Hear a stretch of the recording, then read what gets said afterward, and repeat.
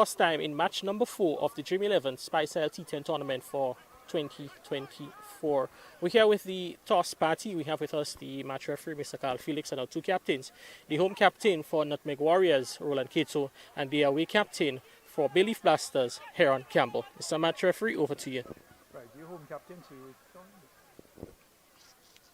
yes. The call is for a tail, and it is a head. So, Cato, you have won the toss. Cato, your guys' first match in the tournament, winning the toss, what will be your decision? We'll have a ball first today. Would have witnessed quite a lot of runs would have scored on this pitch over the last couple of days. What do you think would be a good total that your batters would be able to chase down later on? We're looking to restrict them for anything under 100. I think that the wicket is a good wicket. It's not going to change that much. So it's all about us coming out here and trying to execute our plans, and hopefully we can restrict them under 100. Yeah, you guys playing this 4th match now. You'd have had the opportunity, players sit back and watch the previous 3 matches. Get ready and ready to go for this encounter? Yeah, most definitely. You know, we watched 3 games already, and the same wicket here and the wicket look good. So all the batters are excited, the bowlers are excited. So it's just about coming out here and just doing our best. You with a new franchise in this tournament, a new team, the Nutmeg Warriors, excited to be wearing donning the green and yellow of the Warriors? Yeah, most definitely. You know, last couple of seasons I was with the Ginger Generals, and we did well. But with a new franchise now, the environment is wonderful. You know, the guys are laughing and we're having fun. So we just want to come out here and get the business done, and we'll be good.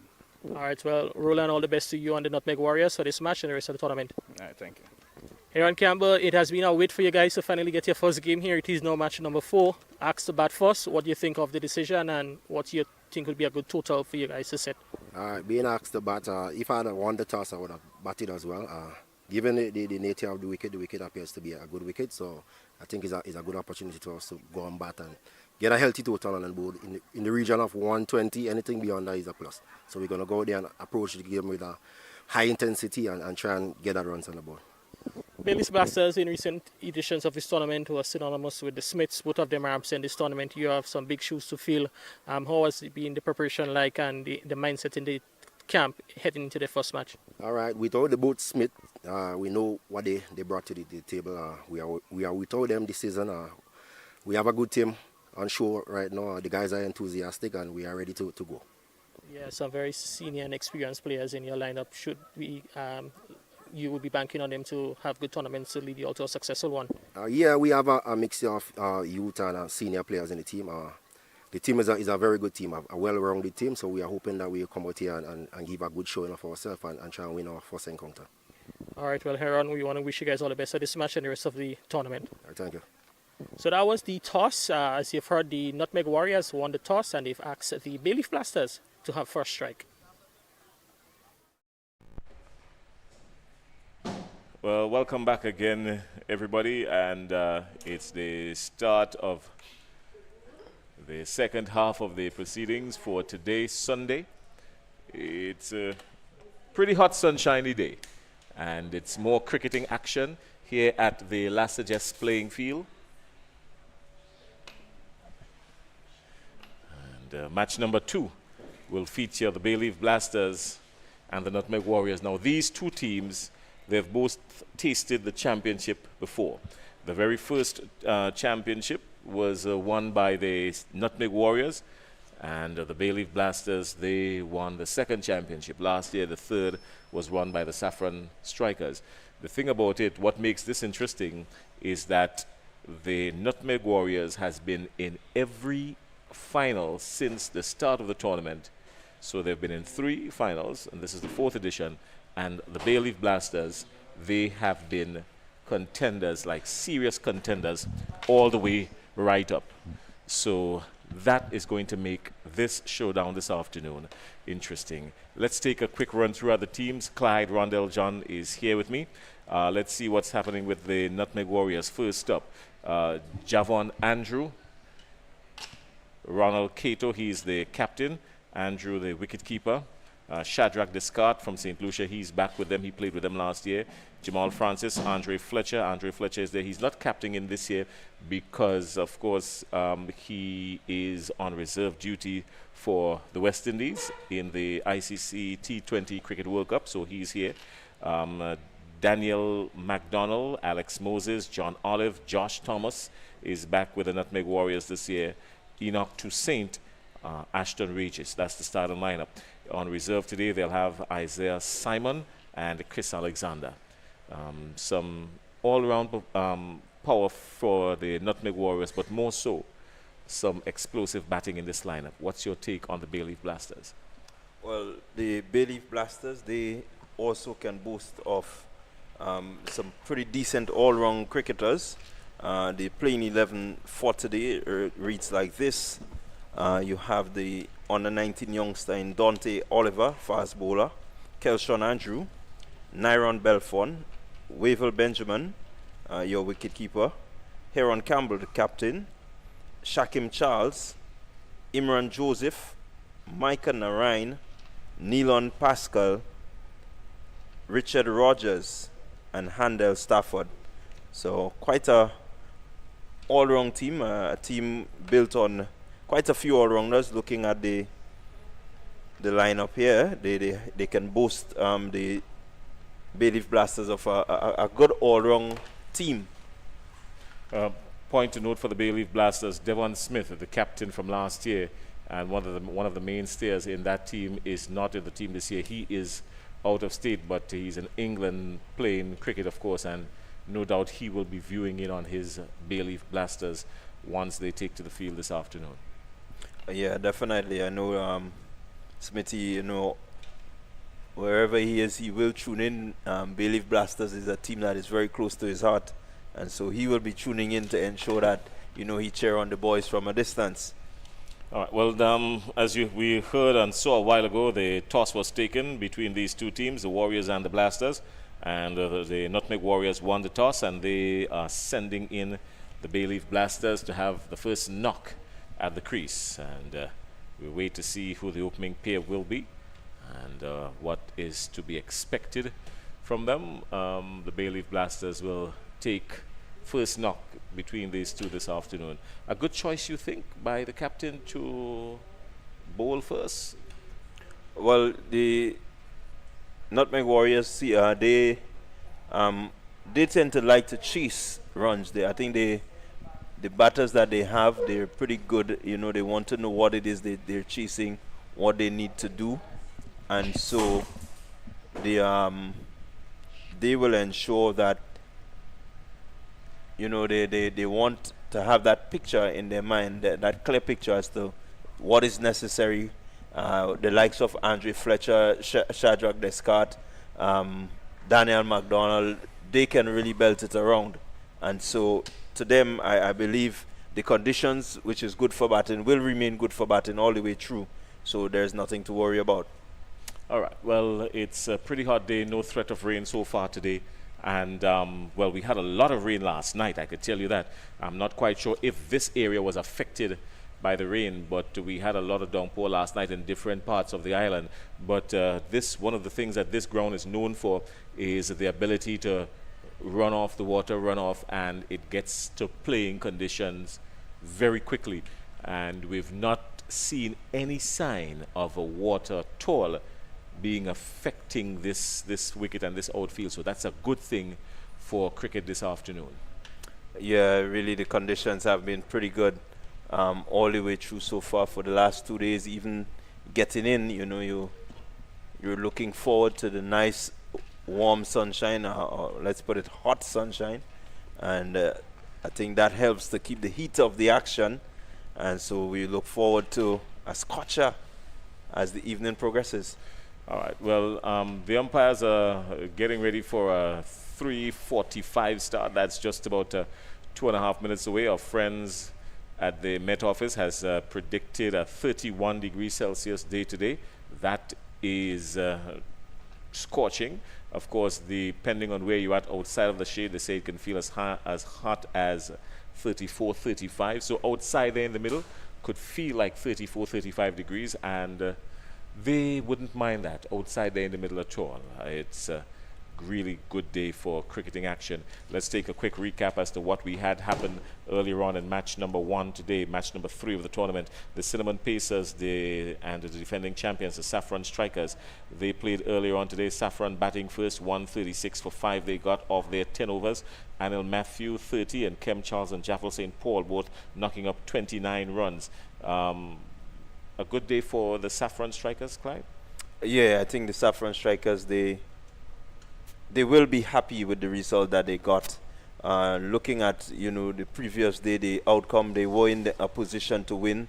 They didn't. They came back this morning. They had a second chance to redeem themselves, and they did just that. Kirsten Murray picking up 2 for 27 off his 2 overs, and Ryan John 2 for 14. He didn't pick up a wicket, but he was very economical for the Cinnamon Pacers. And the Cinnamon Pacers, of course, when they took to the wicket, they got to 125 for 5. Nkosi St. Hilaire, the dangerous man from yesterday, who played and knocked up a blistering 51 when the Cinnamon Pacers played the Ginger General. Nkosi St. Hilaire was a little bit more subdued today. He only scored 14, and Shondell Regis got to 57 in quick time. He was particularly brutal to some of the bowlers. And the bowling for the Saffron Strikers, Sheldon Joseph 2 for 14 off his 2, and Javel St. Paul 1 for 8 off his solitary over. Yeah, really, Joseph put in a really good performance. I think Captain Cyrus did a really good job in terms of how he utilized his bowlers. We saw him recognize that the wicket is playing through. Once you bowl pace on the wicket, the batsmen they tend to fare better at the pace. He opened with the first 4 overs spin, and then he got his slower medium pace bowlers who were able to just bowl wicket to wicket and not really give any momentum to the batters that they can swing their arms, and they did the job that was necessary. All right, well, we're getting ready for the start of play. Just before we get to that, I want to let our viewers know that, yes, we're following a whole lot of sporting activities taking place around the world as well. Good news coming in for us here in Grenada is that our own Kirani James, he was in action earlier on today at the New York Grand Prix, and Kirani James winning the New York Grand Prix in 44.55 seconds, beating out Chris Bailey of the US in 44.73, and Wade Van Niekerk of South Africa 44.74. So a good day in track and field for Grenada, Kirani James.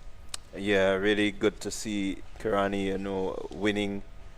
He has been always knocking at the podium, the first place, but just seemed to be setting himself nicely. I do believe, looking at him and how he paced his events so far, he's looking to be at his prime, just in the nick of time. Yeah, well, everybody's looking to be in their prime coming up for these Olympics that scheduled for in a few weeks in Paris, and everybody looking to peak at the right time. We'll see how that goes. All right, we've also got some football action that will be in play today. Of course, Grenada, after drawing with Trinidad and Tobago at the Hazley Crawford Stadium a few days ago in their 2026 FIFA World Cup CONCACAF qualifiers, Grenada will play Costa Rica today, 5 o'clock at the National Stadium. So we're wishing the Spice Boys all the best, because a win for them will put them in a very good position as well. So a lot of sports happening around the world. We've got the West Indies, who demolished, demoralized, and dismantled Uganda last night. 39 runs in 12 overs. The West Indies were in good nick last night. Yeah, I think many questions have been asked of the West Indies, especially looking at the first performance. Persons thought that you have what we would consider to be a lesser team, and they brought them almost to the last and final over. That wasn't good enough, so they came up last night and ensured that they demonstrated the power that they have. All right, well, let's get ready to go to the middle. And the Nutmeg Warriors are already outside there in their full green with a little bit of yellow, green with a smidgen of yellow, I like to call it. And the Nutmeg Warriors, it looks like Josh Thomas seems as though he's readying himself to open the bowling. There he is with number 19 on his back. And the officials outside there in the middle, it's Jerome Fraser and Rupert Holas, Rupert Holas outside there. He's been around for some time. And so too Jerome Fraser. Of course, we've got Sean Manwarin. We've also got Davis. These umpires have been spot on so far in this tournament. Not that we expected anything less. They've been doing pretty well. Good afternoon to our viewers, those of you in Grenada and from around the region. Wavell Benjamin and Handel Stafford will be the openers for the Bayleaf Blasters. And let's see where we will go from here. First up, wearing number 47, Wavell Benjamin is at the non-strikers end. And Stafford is going to receive first strike up from Francis. This looks like Jamal Francis for the Nutmeg Warriors, who will open the bowling from the commentary booth end, the main pavilion end. So it's action, getting ready to go out for the first ball between these two powerhouses in the Spice Isle Dream 11 T10 tournament. What are your predictions, Clyde? Give me it quickly in 10 seconds. The team that is able to utilize the conditions the best. If there was ever being politically correct, there you are. Let's go.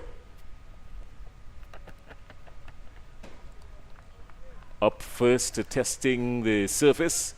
He's getting some lift. He got a lot of lift there. The wicketkeeper taking it just around shoulder height. So there is something in this wicket to be extracted.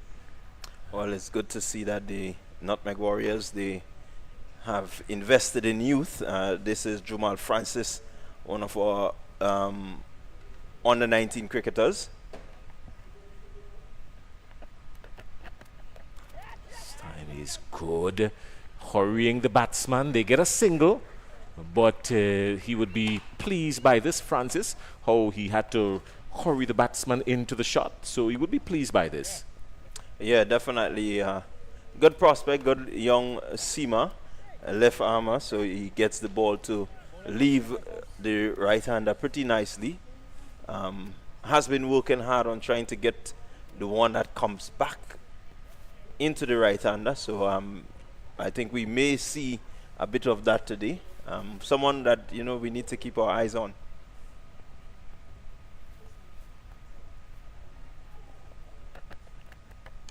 Well, he picked him up. He's going to keep his eyes on it. It's lofted high up in the air. It's going to be taken. Yes, it is. It's taken there comfortably. And just like that, John Olive takes a comfortable catch. And the Nutmeg Warriors have struck, and they've struck early. The first wicket is down. Wavell Benjamin goes without scoring. It's 1 for 1 in over number 1. Yeah, a good strike there by Francis. I think Benjamin will feel hard done. You just need to take a little time to see what the wicket is offering. It's a good track for batting, but you need to get yourself in. I don't think that he gave himself the opportunity to really get himself in. I can tell you what happened there. He was outfoxed by the younger player. He was at the non-strikers end and saw Francis running in very quickly and getting some good pace. But this one was held back just a little bit, and he played through the line. And he was beaten for the lack of pace, and it ballooned into the air. And an easy catch at mid-on. Very easy, simple regulation catch, practicing stuff. And the first wicket is down. Wavell Benjamin goes with a packet of curry, some potatoes, and a good old duck. Yep, we're going to make a roti.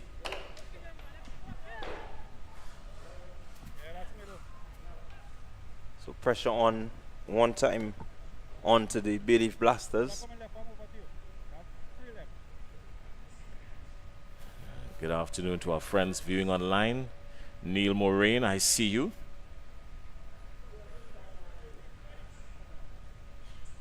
He's always a part of the action. He's bowled him. He's bowled him. This under 19 player is on a roll. He's bowled him. He's on a hat trick. This is something spectacular taking place here this afternoon. Yeah, really. That's his forte. He can get the ball to move across the right-handers really good. And so Campbell not really seen him before. I don't think Campbell knows much about him, but he has done a really, really good job there for the Nutmeg Warriors. Yeah, well, Dangerous Campbell. Well, Heron Campbell is by no means a slouch. Heron Campbell can really belt it, but this time the ball was pitched up just outside leg, slightly outside leg, but because of his natural movement as the left-hander, he went around the batsman and bowled him behind his leg, picking out the leg stump. That is as classical as you can find it. For sure, and I know that Francis will be happy. We've seen a number of the youngsters, Jason, especially some of the under-19 cricketers. They've come in and really held their own in this tournament so far. It was a very good pickup by the Nutmeg Warriors. An excellent pickup in this young man, Jamal Francis. Pay attention to the name, get familiar, because you're going to be hearing a lot more from him. We're still inside over number 1. We're still inside over number 1. 2 wickets down. The Bayleaf Blasters are in trouble early. Yeah, they will need to rebuild from here. This is still the first over, so a long time to go in this game still. But they need to steady this ship because it's been rocked.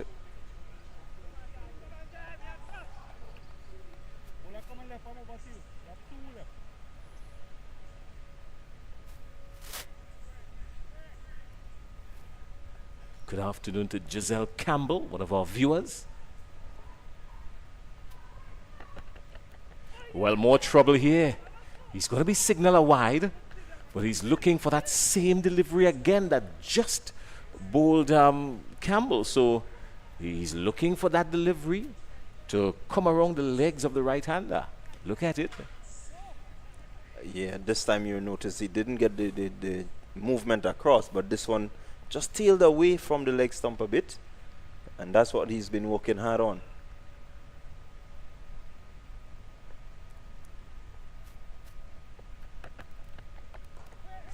Good delivery, well played.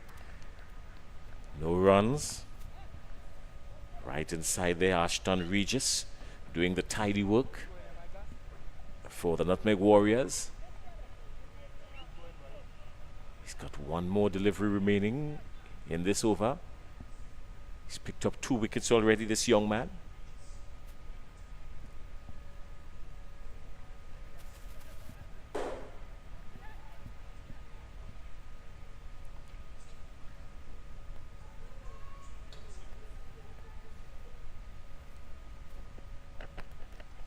Slower delivery, Yorker length, and very well bowled, dug out nicely.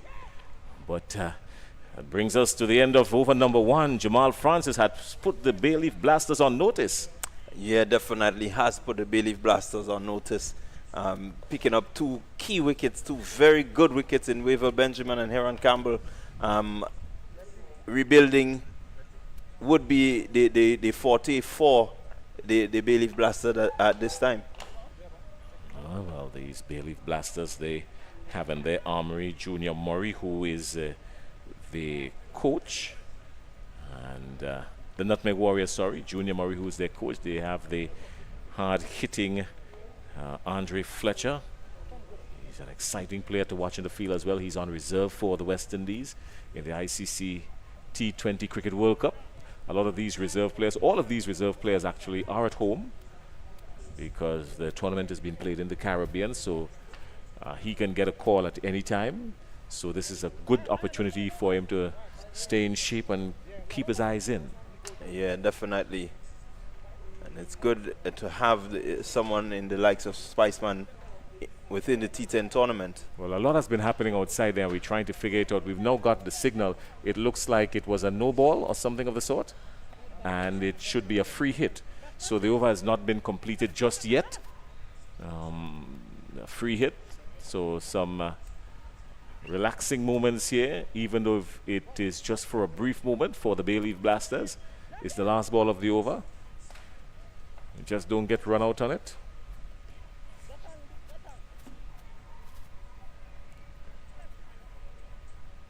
So it took us a good 3 minutes to get to that juncture. And here we are still. Hopefully we can get through it between now and the end of the day.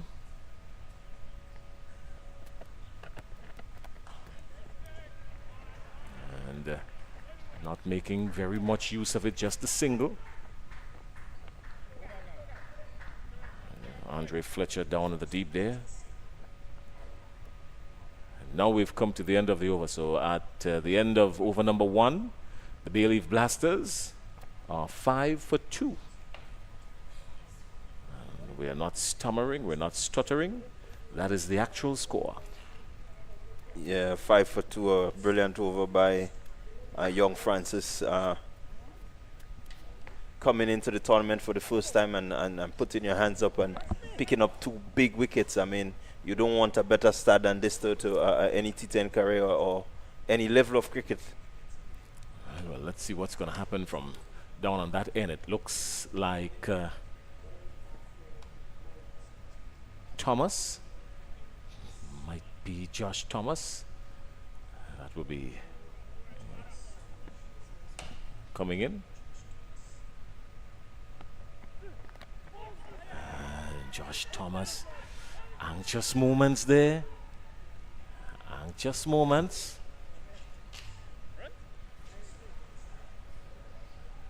Runs.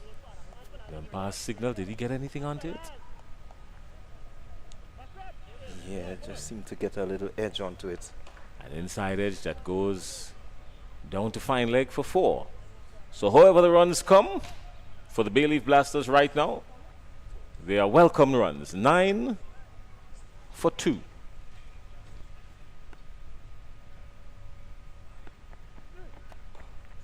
Straight drive back past the bowler. That was exquisite.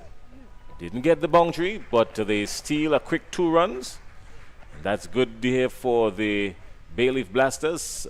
Micah Ryan and Handel Stafford, the 2 that are tasked with the responsibility of trying to do some rebuilding very early.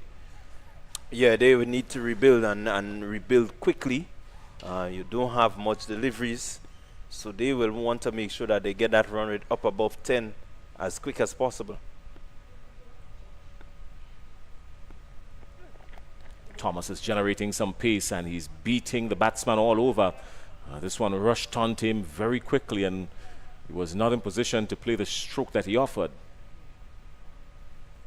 Yeah, Stafford has been known to be a powerful striker of the ball. Been out of the action for quite a while. This is actually his first T10 opportunity, but we know him around the cricketing circuit in Grenada as a hard-hitting batsman.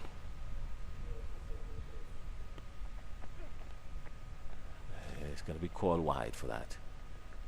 He's got to keep it wicket to wicket. He's got to put the batters under pressure now. Keep it wicket to wicket. Yeah, it's been a struggle for the pacers, the out-and-out fast bowlers so far. We've seen Sherman Lewis this morning go for quite a few. We're looking here now at Josh. He just needs to keep it really tight, as he will go for a few because it's a good batting wicket.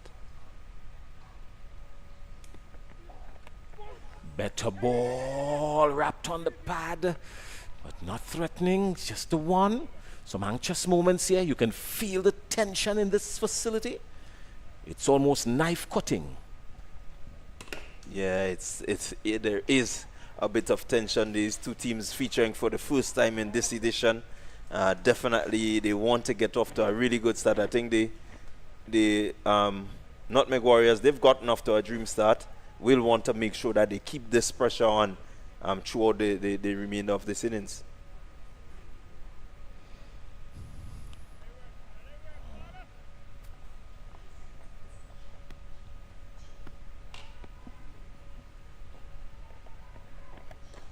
He's back over the head of Thomas. That's a brilliant strike into the side screen. That's 4.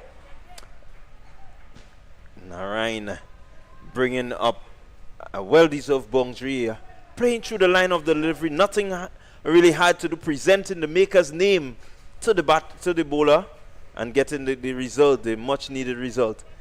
So they seem to be settling in pretty nicely, Jason. Can't say that just yet. Let's wait and see. Still inside the second over. He's drifting down the leg side. He's probably trying to generate just a little too much pace. He's a tall man. If he just goes in wicket to wicket with an upright seam and let the seam do the work off the surface, because we've seen how when bowlers use the seam, how they get some lateral movement here. Yeah, the nature of the field allows for the movement, and it can help the fast bowlers.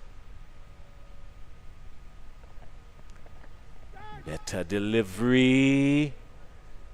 Good comeback from Josh Thomas. Brings up the end of the over. At the end of 2, the Bayleaf Blasters are 18 for 2. Stafford is on 5 and Stafford is on 9 and Narayan is on 5.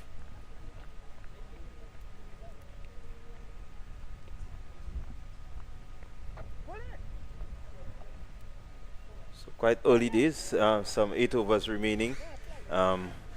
Skipper Keto will want to make sure that he utilizes his bowlers and keep that pressure that has been built by Francis.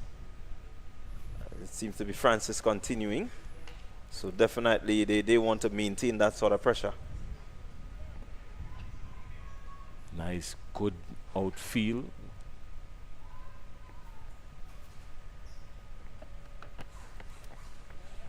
So good stroke, played square of the wicket. That's going to run out for 4. Yes, it does. So that's a good strike. 4 runs from Stafford. Just took his time and eased into it, turned it nicely. Yeah, really good hands there by Stafford. Look, just got the feet out the way and allowed the bat to come through, tickling it just past the man there at the short fine leg, and picking up 4 welcome runs to the Bayleaf Blasters.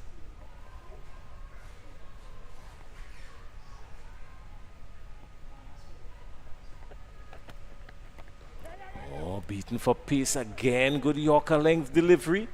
This young man, Jamal Francis, he means business. We are in the hurricane season. It started from the 1st of June. It will go all the way down to the end of November. So any bit of sunshine that we enjoy consistently now is something that we would welcome, especially when cricket is being played.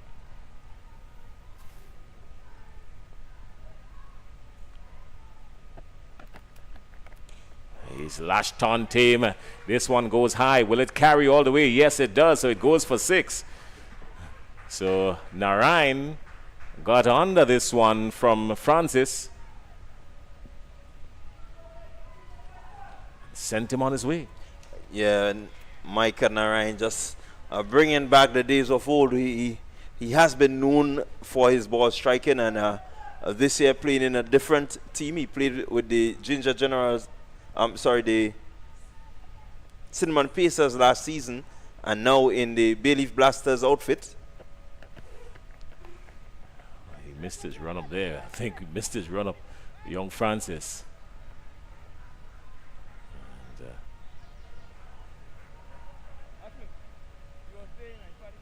But youthful exuberance didn't allow him to stop. He skipped and was lucky to get away with. Yeah, I think he needs to just close off this over with that sort of consistency that he's shown, ensure that he keeps it wicket to wicket. This time this one is lofted. He's going for the big drive again. The big one over, backward a square. That's gone for 6. That's a beautiful strike.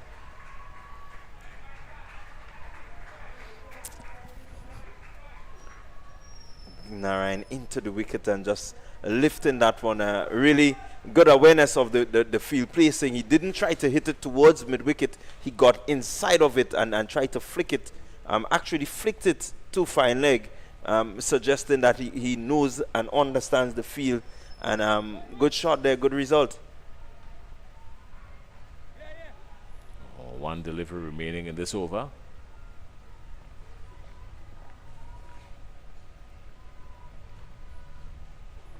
So the experience of Narain going after the youth of Francis. Francis has given them the good start. He has given Nutmeg Warriors the start, the dream start. He's picked up the 2 wickets early. Cotter at mid-on. And then all around the legs of Campbell.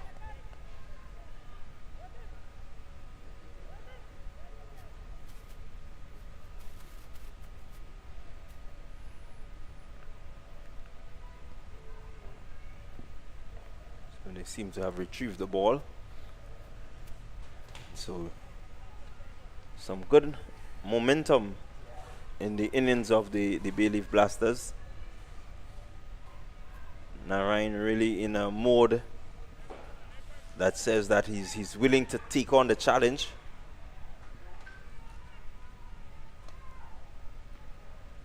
So far striking 17 from 7, strike rate of 242. 17 of this over already. He's gone for 2 sixes and a 4.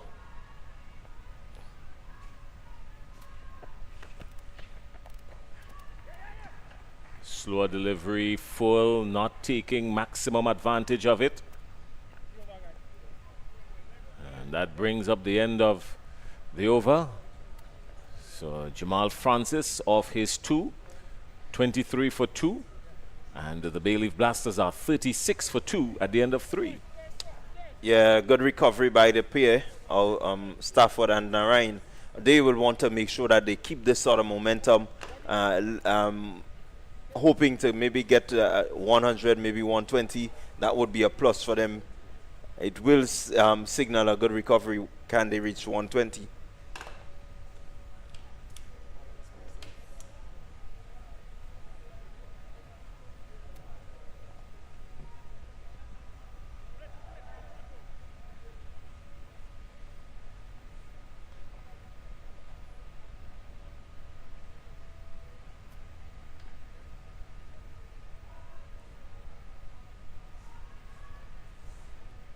So Alex Moses will pick up the attack from the main road end for the Nutmeg Warriors. The Nutmeg Warriors, they've got the Bayleaf Blasters in a serious spot of bother here in their encounter. First time these two teams are meeting in the tournament. It's day 2. And immediately, Narain is on to him. Immediately Narain is on to him, doesn't give him the chance to settle. Pulls him square of the wicket. It's 4. Yeah, Micah Narain coming in there, and it really is in a no-nonsense mode. Anything short, anything offline, he seems to be ready to pounce on that. Moses has to be circumspect there. Again. This time he was trying to send him somewhere in the hills, somewhere in the trees over mid-wicket.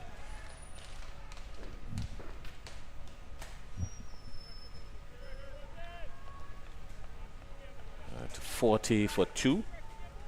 The Bayleaf Blasters would have felt the wind of Hurricane Jamal Francis.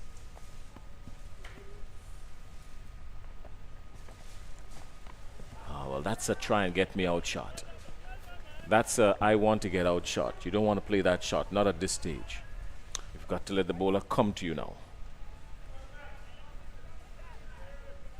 Yeah, Narain just looking to go after anything. It was short, but what worked in the favor of Moses is that the height at which it passed Narain, he really had no control. Oh, that's brilliant. Well, that's brilliant. That's brilliant. 6 runs, brilliance. Narain again into the wicket and just lifting the leg and swiveling around all the way 4-6. That's a shot of a man that is in good nick, good form.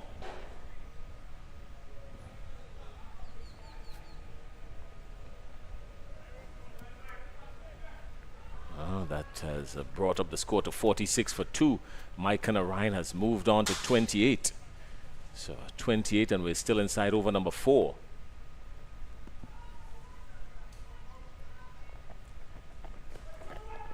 Looking for it again.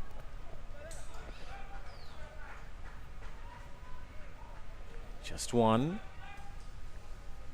But they've been very nippy in the field. These Nutmeg Warriors, their tails are up since the onslaught of Jamal Francis in the first over. Confidence on a different level. Yeah, definitely they're confident from the start. They just need to hold it together. The pair of Stafford and Narain seem to be, just posing a bit of a challenge to them. They need to get a breakthrough here, a quick fire partnership of 46 between the pair.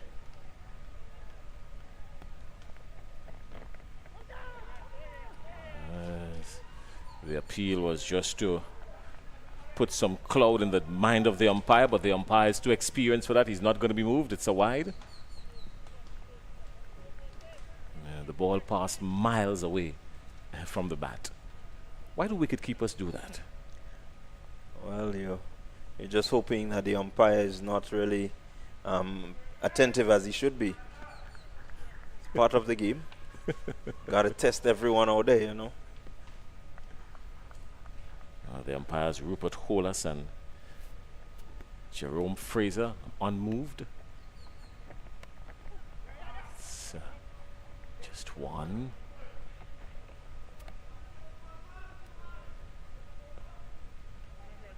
Current run rate is at just over 12 and a smidgen. At the end of over number 4, the restrictions will be lifted now. And the Bayleaf Blasters are 49 for 2 to our friends in St. Lucia. Good afternoon to you. I know you've got some folks involved in the games here. Our friends in St. Lucia, always been a part of our Spice Isle Dream 11 T10 tournament. Our friends in St. Vincent and the Grenadines as well. We've got folks here from Dominica. Have you ever been to St. Lucia? Yeah, I've been to St. Lucia on one occasion.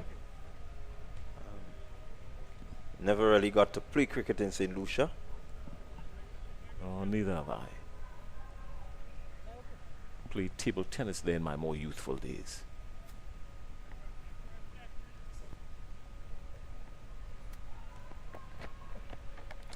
Well, that's Andre Fletcher, who comes with his spin bowling.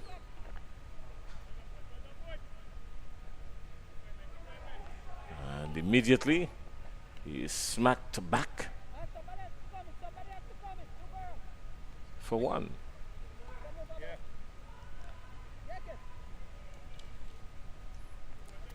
So Andre Fletcher into the attack. Captain Cato, Roland Cato, bringing in his former captain.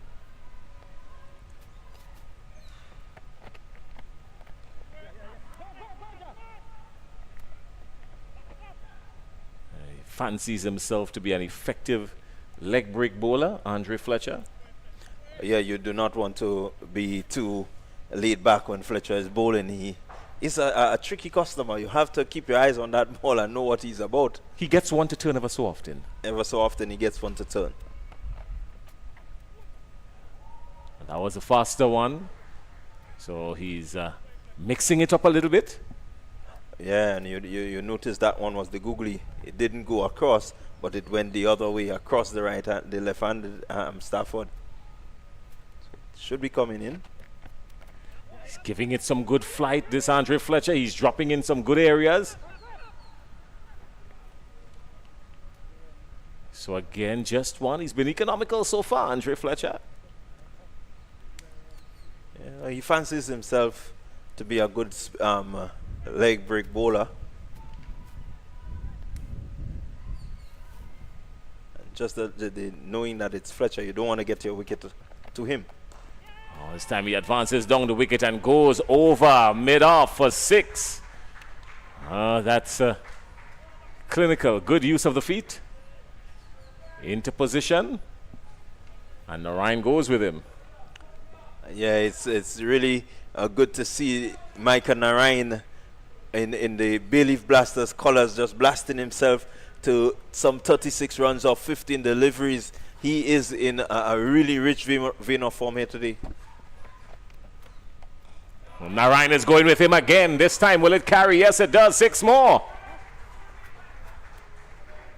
That's the end of Andre Fletcher's first over. It has gone for 15. Back-to-back sixes. And Narayan is in good nick.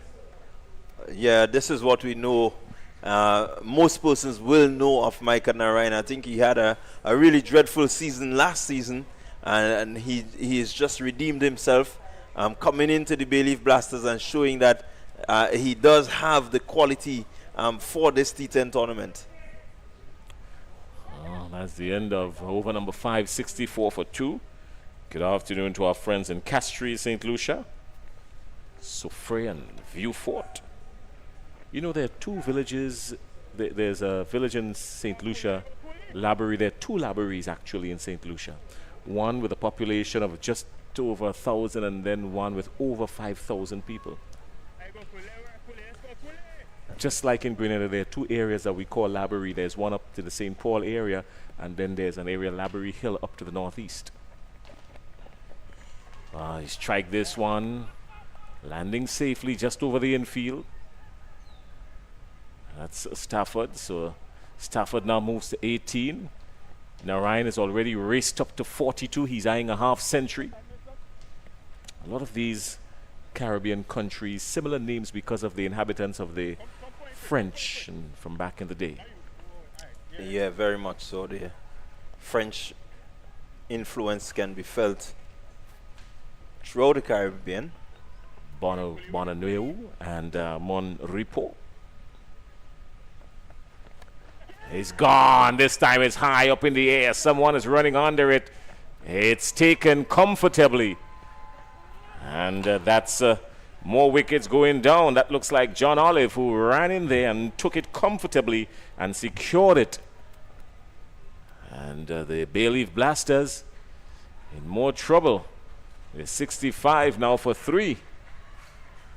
And they've just lost the wicket of Narayan for 42.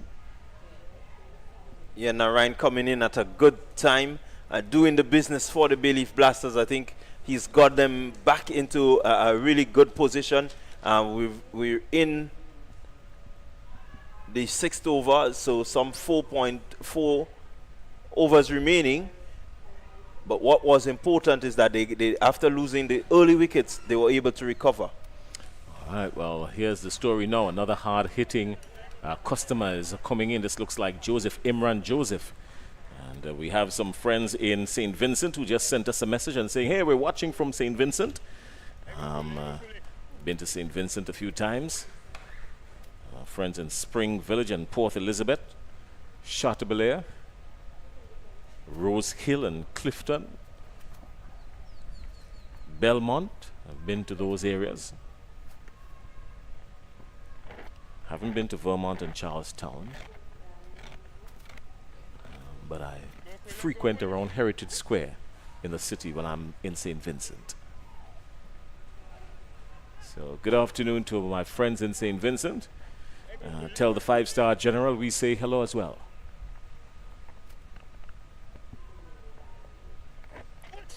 Oh, this is danger here.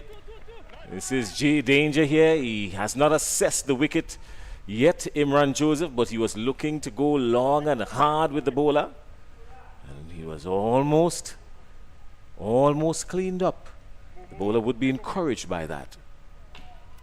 Daniel McDonald. Yeah, here McDonald just looking to keep the ball as full as possible. Not really allowing the batsman time to get underneath it. Well, this time he got underneath this one, but it's going out there and a catch taken again. This looks like Olive. So another catch taken in the deep. And the Bayleaf Blasters in a bind here now. Yeah, again, losing critical wickets at critical times. Stafford, the set batter, now goes. So it's 2 new batters coming in to the crease. Again, it's a setback in this format. The team batting want to make sure that they keep that momentum as much as possible. Well, he had no choice but to go with it, but I think he wasn't too much to the pitch of it, and then it held up a little bit on him. He was outfoxed by McDonald, who held back on the pace just a little bit, and as a result, he didn't get the full momentum that he wanted, and he perished down in the end. So Stafford goes, caught Olive, bowled McDonald, and with that, Shakim Charles is entering for his day's work. Yeah, again, Charles looking to make a statement here. He's in for the first time.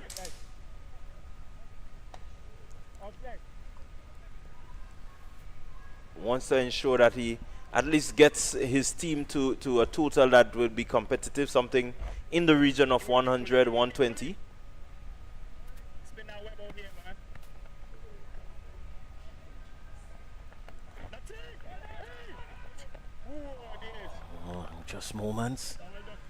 Just moments. These Nutmeg Warriors, they can sense something is going to happen for them very quickly. It might just very well be a short day at the office for them. 66 for 4 at the end of 6.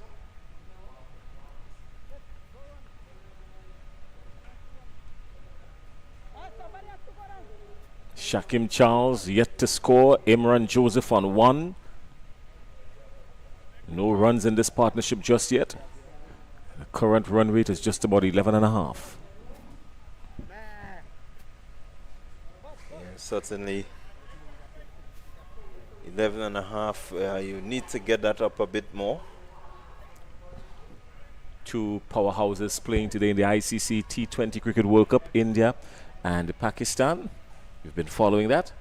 Yeah, well, Pakistan seem to be having a very dreadful World Cup 2024.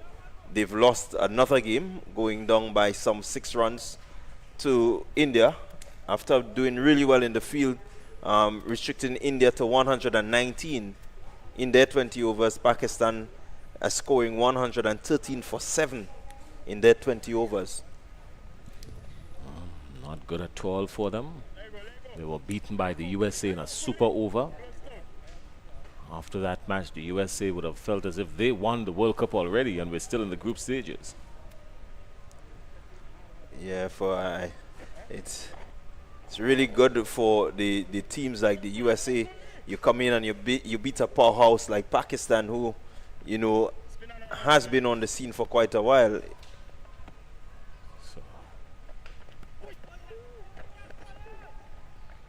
Oh, well, we thought it was the end of the over, but it's now the end of the over. Still 66 for 4, nothing added. Daniel McDonald, just 2 runs off his first over, but more importantly, he picked up 2 wickets. The wicket of Stafford and the wicket of Narayan. So 2 pretty good wickets he picked up there, top order batsman. And just going for 2 runs off his first over. Yeah, that's the sort of bowling that the Nutmeg Warriors need if they're going to restrict the Bayleaf Blasters under 100. Skipper Andre Fletcher, Spiceman, will want to make sure that he continues to keep that pressure on. And I know for most of the viewers, this is a key matchup. Andre Fletcher and Imran Joseph. Joseph looking to go with Fletcher, peeling off the outside edge. He's trickling for 1. Andre Fletcher went for 15 off his first over. He was dealt a few massive blows by Mick and Narayan. Yeah, very interesting matchup. Joseph is driven well up into the onside, just 1. 67 for 4, Bayleaf Blasters. Time is running out on them. We're inside over number 7 already. Oh, he's decided to go with Fletcher. He's gone hard, high. It's gone into the main pavilion stand. And folks, they have to take cover. Our cameraman will let us know if someone was injured. These balls are not made of sponge, I could tell you that. Yeah, definitely not made of sponge, but as I alluded to earlier, it's a matchup because Joseph played with Nutmeg Warriors last season, and so he has a point to prove along with Fletcher to Fletcher. He's gone with him again. Not the maximum this time. It's going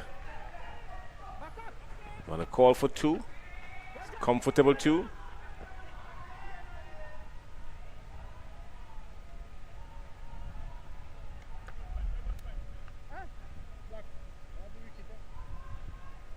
So Imran Joseph has moved to 10.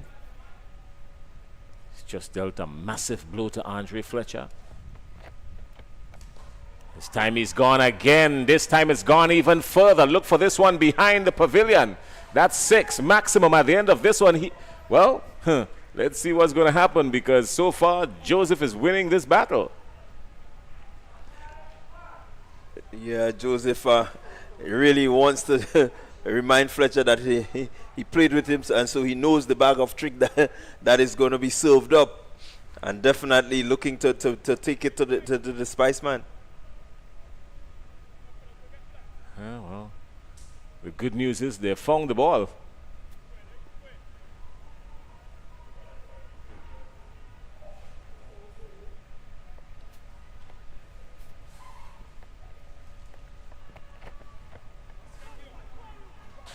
And the victory for Andre Fletcher. He's gotten him, the faster one, pushing it through. And Joseph looking for the flight, but he was sent on a different one, faster one. No win yet. He played all over it. And look at the reaction from Andre Fletcher. He was outfoxed. Yeah, you got to keep your head. You must know that Fletcher is up to something, so you want to make sure that you respect it and not give him the advantage to really get you out. As we look at it again, the googly from Fletcher coming back. Instead of going away from him, it came back at him, and he's bowled. Middle stump rocked halfway back. Remember your head, buddy. Remember, what he's saying there is, remember, I'm smarter than you now. Watch it. Yeah. So the contest between Fletcher and Joseph ended with Joseph on 16 being bowled comprehensively by Andre Fletcher. And the Bayleaf Blasters are 82 for 5 at the end of 7.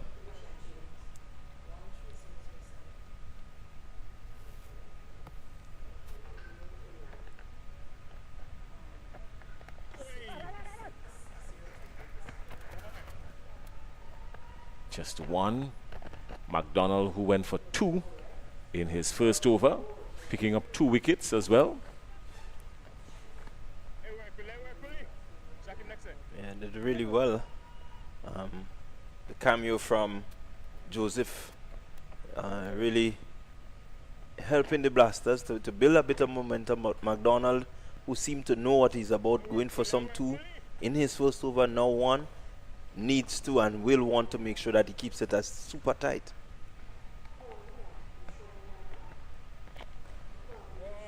Straight down the ground again. Just the 1. So this Daniel McDonald, he's bowling pretty tight. He's keeping things tidy. Only 4 runs coming off of him thus far.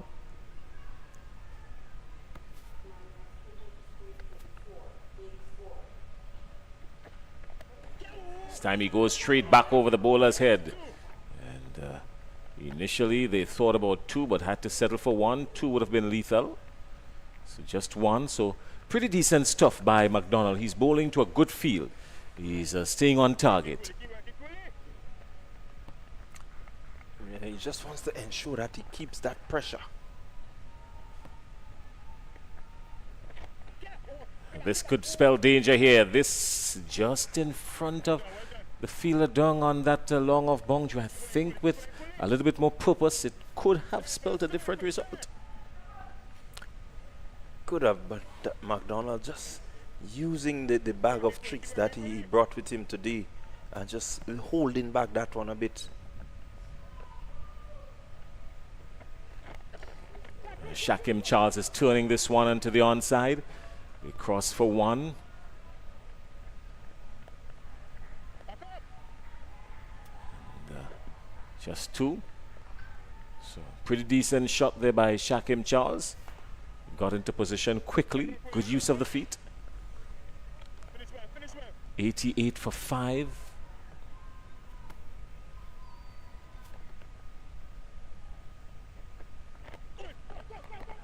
It's a very good delivery, good spell, good bowling from McDonald.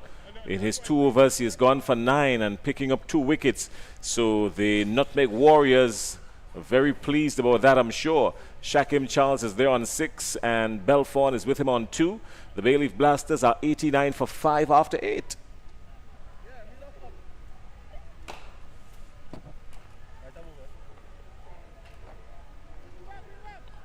So what will Cato do?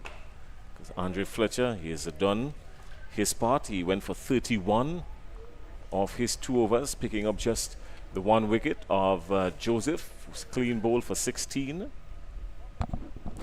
The standout so far for the Bayleaf Blasters, Micah Narine, who was caught down in the deep by John Olive. Bowl McDonald for 42. After that, the only significant contributor so far has been Stafford. Went for 18. Now this looks like Descartes, Shadrach Descartes from St. Lucia, who's joined the Nutmeg Warriors again this year. Very nippy bowler. He's also very agile in the field. One of the more aggressive fielders. You don't want to take chances with the ball heading in his direction. Yeah, certainly been a good feature for the Nutmeg Warriors in the last season. And certainly he's here hoping to be of significance to them again this season. And maybe hoping that he can help them to get one step closer to raising the title.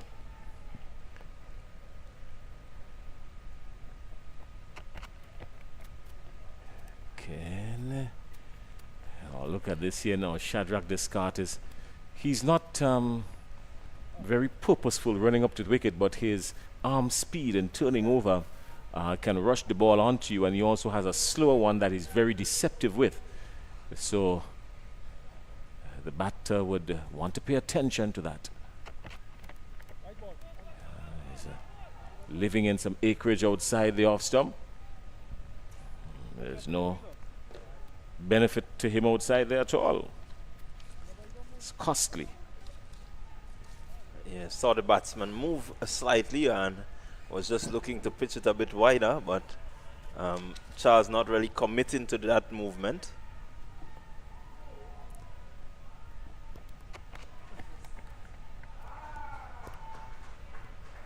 He got under it. Wasn't in too much control, but 4 runs is 4 runs. So Shakim Charles wouldn't mind that at all. Good option for Charles, opening the face and getting it over the infield. Pretty easy. Once you get it in the gap, it spells runs.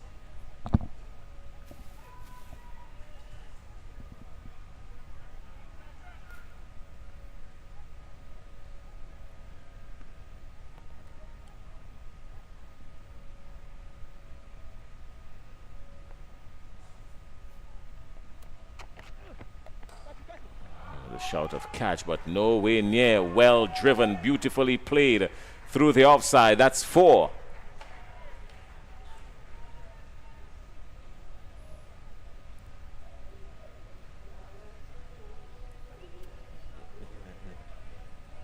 Charles getting some pretty handy runs in. Again, very purposeful about where he places those deliveries. Saw the man was up, tried to make sure that he hit it straighter, just a little wider past him. No chance of him getting close to it.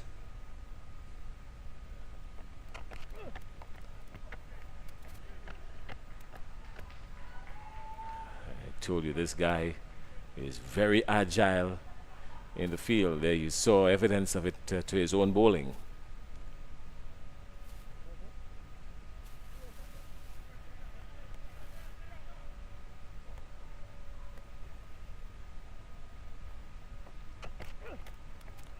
Oh, this is a wideish wide.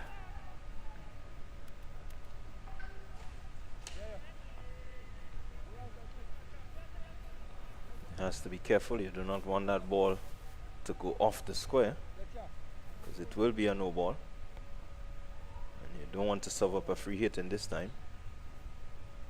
All right, over number 9 already. They've done very well to restrict the Bayleaf Blasters.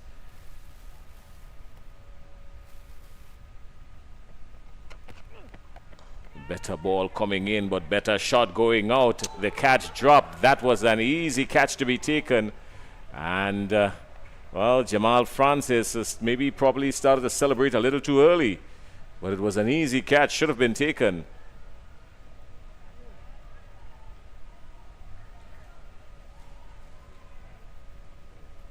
I went all the way through him, and the 100 comes up for the Bayleaf Blasters. They're 101 for 5, and 1 delivery remaining in over number 9.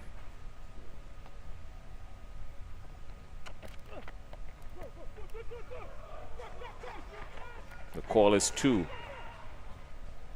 And they get it in the end comfortably. That's the trick. You run the first one hard, and you take your chances with the second one. That brings up the end of over number 9. The Bayleaf Blasters at the end of 9 are 103 for 5. And the Nutmeg Warriors, oh, just 1 over remaining. Let's see who's going to close things out. It might very well be Thomas. Might very well be Josh Thomas. So Belfon and Charles is there. 103. What's the scenario here now? Thomas has to keep it wicket to wicket and use the seam. And the batters, they have to use their feet and get to the pitch of it. That's the only advice you'd give to either one. Thomas will want to close off his spell well. Gone for some 13 runs off his first over. In the context of the match, not bad, but wants to close off really well.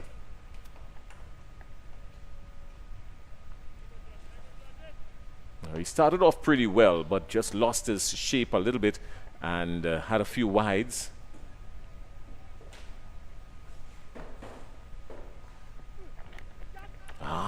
He's played bottom edge, and the wicketkeeper was deceived by that.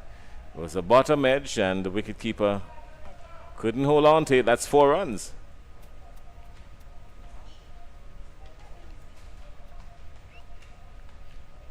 You're a coach in the Junior Murray Cricket Academy. What do you think went wrong there, Clyde Rondell John? I think the keeper expected it to bounce a bit more. When you look at where it dropped, he expected it to bounce, but it kept lower, and so it went under the glove.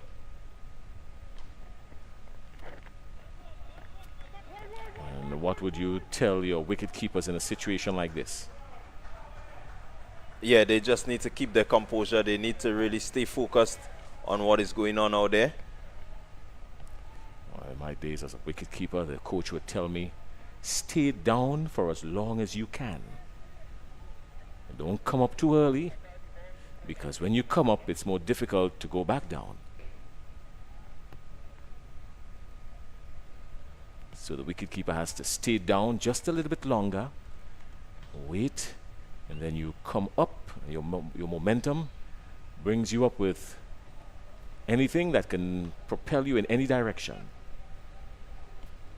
But you're a fast bowler. You weren't a wicketkeeper, so I can excuse you on that one.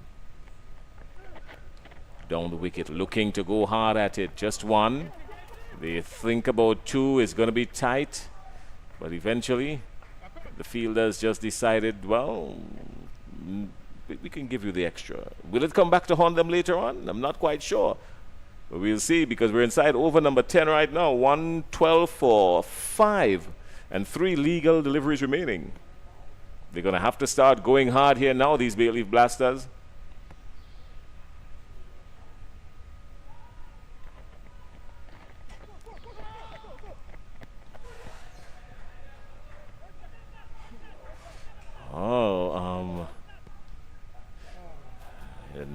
I know it was close. I know it was close. Good work there by Josh Thomas. Very good work by Josh Thomas, but it's close. Maybe he wanted to be a little bit more agile in doing it, but let's see. Because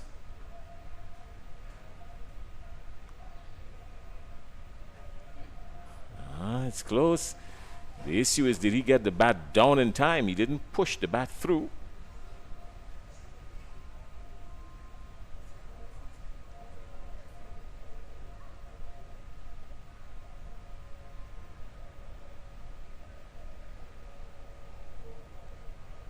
Nah, he's gone.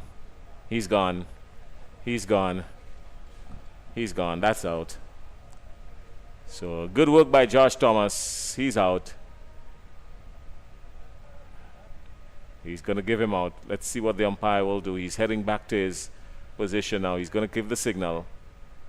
Yeah, he's out. That's the wicket. So 112 for 6 with 2 legal deliveries remaining. Now, Clyde Rondell John, what do you tell the folks in the academy looking at this? Well, a lot has gone wrong there. Definitely you want to make sure that you get the bat down, you push the bat across the crease. When you drop in the bat, it takes a while for the hand to get down. It takes a bit of extra momentum. And so you want to make sure that the straight line that you get brings you into your crease. Young folks, if you're listening, that's the approved thing to do. You ground the bat and you push it in and let your momentum carry you through with the bat in front of you. And if the batter had done that, I can tell you he was going to be safe. But that's history. 112 for 6. The Bayleaf Blasters still able to mount a pretty decent total here after a horrific start. It's a wide ball being called.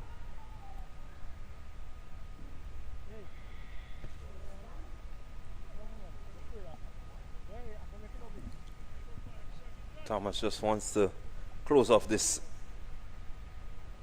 spell really well. He wants to make sure that he doesn't go for any boundaries.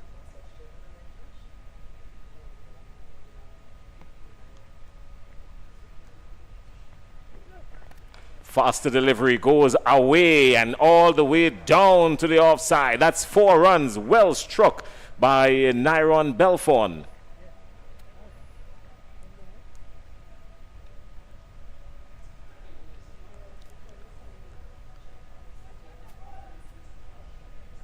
Belfon giving a little bit of momentum to the Blasters. 12 from 5 deliveries.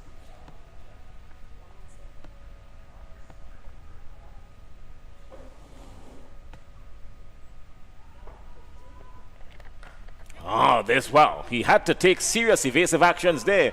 Almost decapitated the bowler. And that's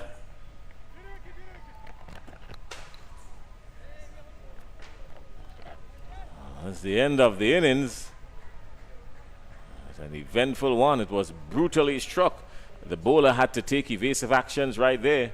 And at the end of it all, the score has ended on 117. 117 for 6. And we've got the official confirmation coming in. The umpires will...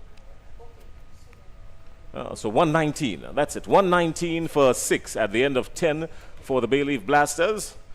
Shaky start. They witnessed the onslaught of Hurricane Jamal Francis, who came in the first over and picked up 2 busy wickets. This under 19 superstar for the Nutmeg Warriors, and as a result of that, the Nutmeg Warriors would have limited the Bayleaf Blasters to 119 for 6. 117, sorry, for 6. So that's the official now. 117 for 6. All right. Well, they've given it to us officially now. 117 for 6, and Let's run through the card quickly for you. Stafford went for 18, and the pick of the batting today was Narain, who went for 42. He was a blistering 42 of 17 deliveries actually, 5 sixes and 2 fours. He was particularly brutal against this Nutmeg Warriors bowling. But apart from that, we had Joseph, who took a liking to Fletcher, but Fletcher eventually winning that battle. He went for 16, and Charles, who was run out from Josh Thomas, 20, and Belfon not out on 12. Those were the numbers there for the Bayleaf Blasters, and even though they had a rough start, they bounced back nicely. A lot of folks, well, we weren't expecting them to get to as high as 117. They weren't expecting it too, but I suspect their composure and everything kept them in the hunt, and they got to 117 for 6. In the bowling department, let's see, what have we got here? Well, we had Hurricane Francis, that is, I should say, who picked up 2 wickets for 23 runs off his 2 overs, just 1 wide, so he was pretty much economical. And then, of course, McDonald, who went for 9 in his 2 overs, the most economical of the bowlers, an economy rate of just over 4.5, just around 4.5. But apart from that, everyone else, they were pillaged and plundered. Andre Fletcher went for 31 of his 2 overs, but he picked up the wicket of, I think it was Joseph. And that's the story for the first innings. Clyde, what are your anticipations on the reply? Well, the Bayleaf Blasters, they want to make sure that they keep their composure. The runs on board is always runs on board. It's scoreboard pressure. The Nutmeg Warriors, if they're going to defend this total, or if they're going to get to this total, they need to make sure that their opening partnership and the middle overs, in terms of the overs just between, I would make it 4 and 6, they continue whatever momentum they get from the power play and build on that and have an onslaught. So they need to set it up. It's going to be interesting. You have the likes of Imran Joseph, you have the likes of Belfon. They are some tricky customers. Nilon Pascal is there, so it makes for a very interesting second half. All right, well, here's what I can tell you. Come back at us in about 5 minutes or so, when we will recap and then take a preview as to what we can expect. And we will see you then when the Nutmeg Warriors will chase 118 for victory. The Dream 11 Spicer T10 Season 4. Feel the heat. Bowled in, gone, an absolute beauty. June 8th to June 22nd. Organized by the Grenada Cricket Association. Venue, Lassages Playing Field, St. David. Teams in action. The defending champs, Saffron Strikers, Bayleaf Blasters, Clove Challengers, Cinnamon Pacers, Ginger Generals, and Nutmeg Warriors. 14 days of action. Everybody can't wait for it to start. 30 matches. Beautifully placed. Top local and regional players. Lovely timing. One venue, Lassages St. David. Feel the heat. June 8th to June 22nd. Getting down to Grenada, we've created these incredible recipes for young chefs to essentially curate in the fashion of their culinary art. I'm very excited about this partnership.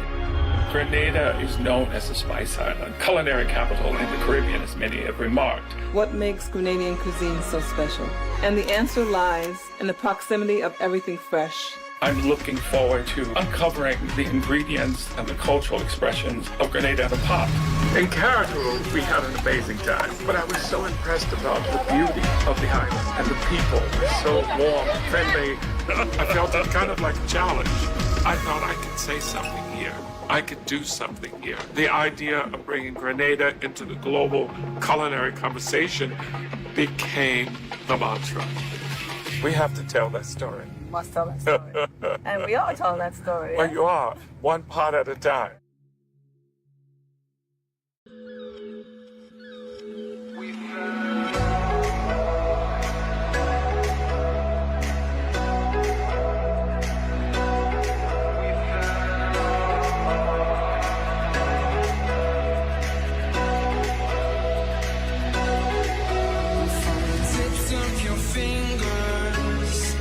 Down to the soles of your feet, a glimmer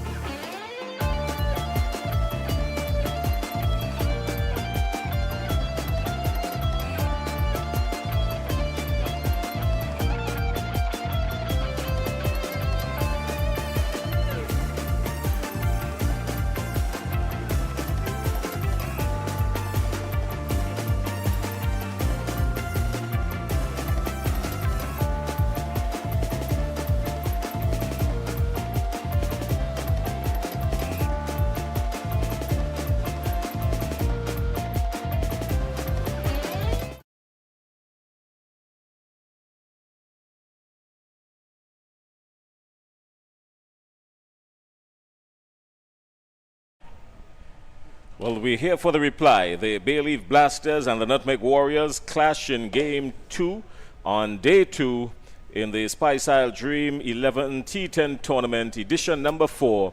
And these two powerhouses going at it from jump. And outside there at the start of the Bayleaf Blasters innings, they were pegged back by young Jamal Francis, who picked up 2 wickets in his first over. And that sort of pegged the Bayleaf Blasters back. But they were still able to get to 117 at the end of it all. At the end of 10, they will get to 117 for 6 with Mika Narain blasting out 42 runs. And that's the story right there. Mika Narain blasting out 42 and Shakim Charles 20. In the bowling department for the Nutmeg Warriors, Jamal Francis 2 for 23 off his 2, and then McDonald 2 for 9 of his 2. So the Nutmeg Warriors in search of 118 to win, and out there in the middle they will start the action with Roland Cato, the captain, and Andre Fletcher.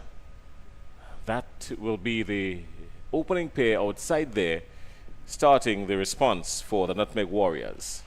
Well, it certainly will have to be good bowling by the Bayleaf Blasters. 117 on this track. One would think that you probably have about 20 runs short, but obviously the bowling of the Bayleaf Blasters, the likes of Neil Pascal and so forth, really need to be at top notch. Well, Pascal has started on target already, and Pascal opens the bowling from the commentary booth end. So Fletcher is out there on strike. Cato is at the non-strikers end, and Nilon Pascal with number 18 on his back, heading in for the Bayleaf Blasters. Yeah, 2 dangerous opening batsmen, players that are, equipped to hit the ball all over the field. So it'll be very important, this opening pair. Squares Fletcher up again. Fletcher being a little bit more watchful. He's on the back foot, which is not customary for someone like him. But he's being a bit watchful. I think he wants to make sure that he looks at Pascal. Well, there has always been a competition between Fletcher and Pascal. Again, they are from the same area. They would have played together, both at the Windwards level. And Pascal himself has played at the highest level, like Fletcher, for the West Indies. Fletcher is down the track and goes with him. And that's a maximum. The little sound you heard from the commentary booth is the ball landing on our roof. And Fletcher has picked us out comfortably. Yeah, good shot by Fletcher. Waiting for the ball just to be up a bit. And he actually used his feet and really hit this one really long on for a huge 6. Well, this ground is 63 meters. And Fletcher making sure.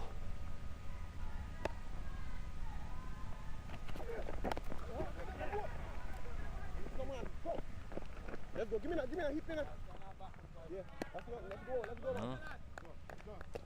But has been a good over by Pascal so far, pitching the ball on really hitting the right length. This one that was hit for 6 was just a bit up a bit, and Fletcher did use his feet, so he really was able to get under it. But you could see that Pascal is really looking to hit the right line, not giving too much away. Fletcher having to defend out of the 4 deliveries, and 3 deliveries really had to defend.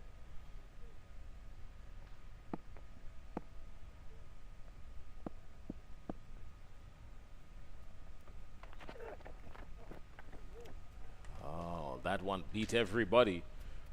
It beat Cato, it beat the wicket keeper, and the umpire signal wides, and it goes to the boundary for 4. So the Nutmeg Warriors will get these runs. Maybe it brushed something on the way through. I'm not quite sure, but the umpire signal wides. So I thought it passed over the stumps though. Yeah, one felt it a bit harsh there. It was very almost over leg stump. And I think what happened was a slower delivery. So the keeper actually moved on the leg side faster than actually the ball came. And it just seemed to love over leg stump. And Pascal looked very disturbed, and rightly so, because that one really just went over leg stump.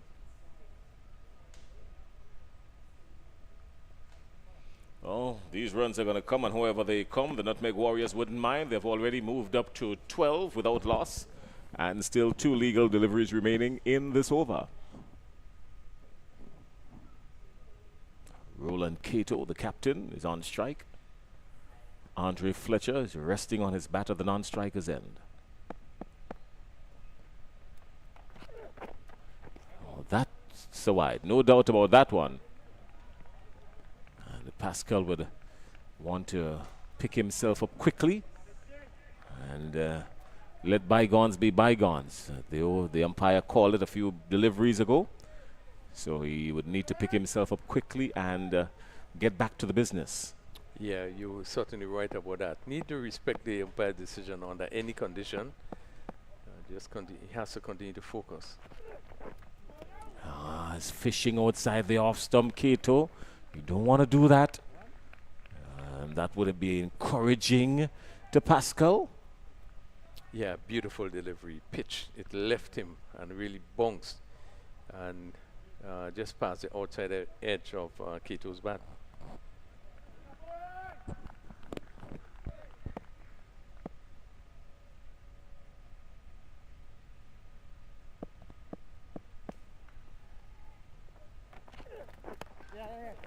Better delivery. Good running.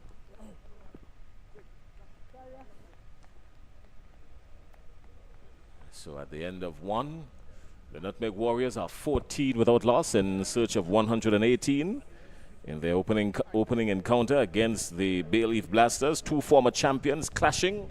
Champion number 1 and champion number 2. Champion number 3 won earlier on today. Yeah, and these 2 teams has always had some really keen contests. Good competitive cricket being played between these 2 teams. And a number of the players are from St. David's who would have played as one team, so now they actually competing against each other. And there has always been a sort of competitive nature between those teams. The bowling of Fletcher to the bowling of Pascal to Fletcher, really competitive. We have seen the batting of I think it was just get a name in a while. All right. Well, while you look for that, we have Imran Joseph that is coming in now coming into the attack from the main road end for the Bayleaf Blasters. Imran Joseph, he is heading to Cato. Cato is playing wild outside. Wide delivery called by the umpire. Yeah, just getting back to that name, Imran Joseph against Andre Fletcher. Competitive nature in both of these teams. But I just say that this team, Bayleaf Blasters, will have to bowl very well to restrict Nutmeg Warriors from getting up to that score. I think he was looking to go square the wicket there, but he was beaten. The ball rushed onto him a lot quicker than he anticipated. Yeah, beaten for pace there. And really was halfway into the shot when the ball reached him.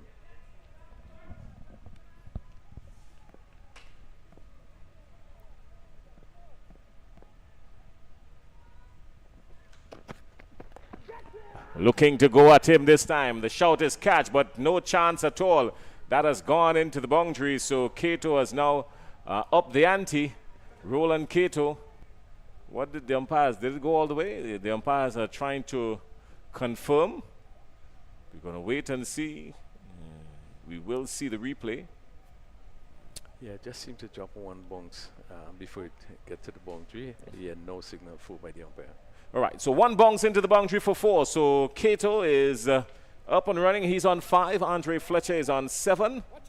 And the Nutmeg Warriors have moved up to 19 without loss, and we're inside over number 2. Yeah, a lot of room given there by Joseph bowling short, and he's pretty quick and bowling short, and it gives Cato the opportunity to really to swing his bat. He flashed hard, and it flew off and went down to third man.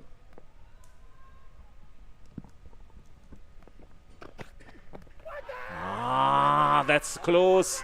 That's close. They're asking questions of the umpire. I think that one came back into the right-hander just a little bit. And he would be encouraged by that, Imran Joseph. Yeah, good delivery, but I think it was a good decision. Probably would have gone over the stumps as we look at the replay. He did come back. And he would be encouraged by that, Joseph. There's some lateral movement in this wicket for the bowlers who use the seam uprightly. Yeah, good movement there.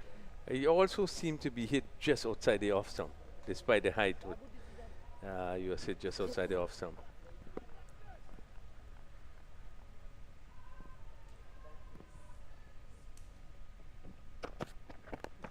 This time he's playing it into the onside. Very good shot. Well played.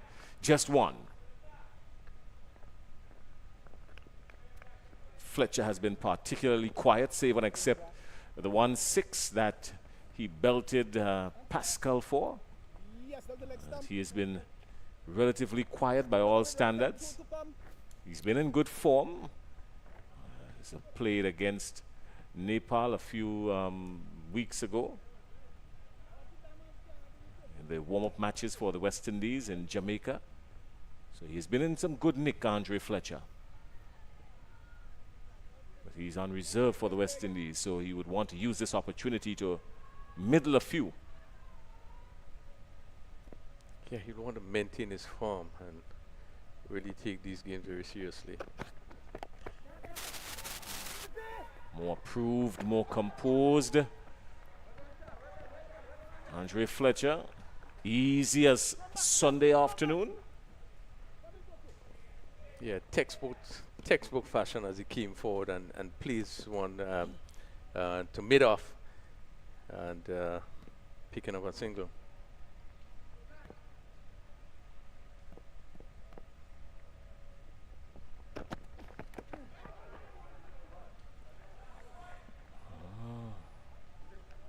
Not getting what he's looking for. At the end of the over, after 2, Nutmeg Warriors are 21 without loss. Cato on 6, Fletcher on 8.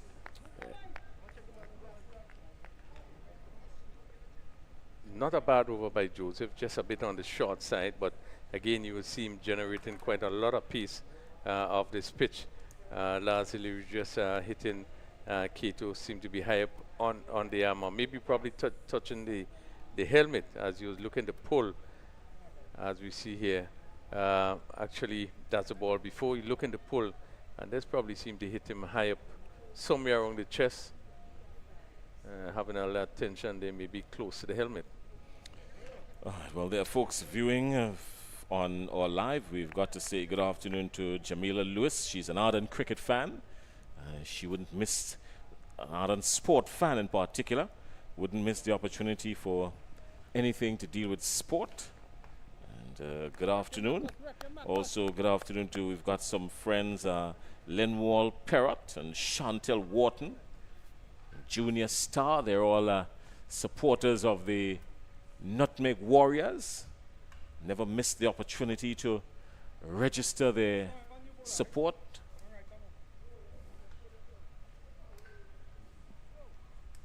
Very vociferous in their support. Our friends in Dominica as well. All our friends in Dominica listening in to viewing or commentary.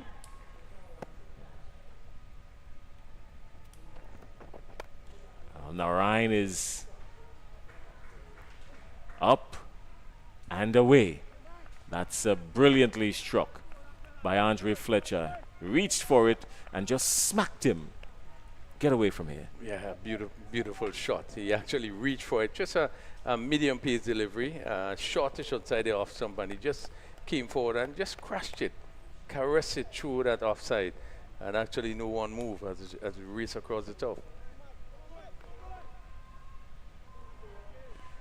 So Narayan, he got 42 in his innings. Fletcher looking for the big one.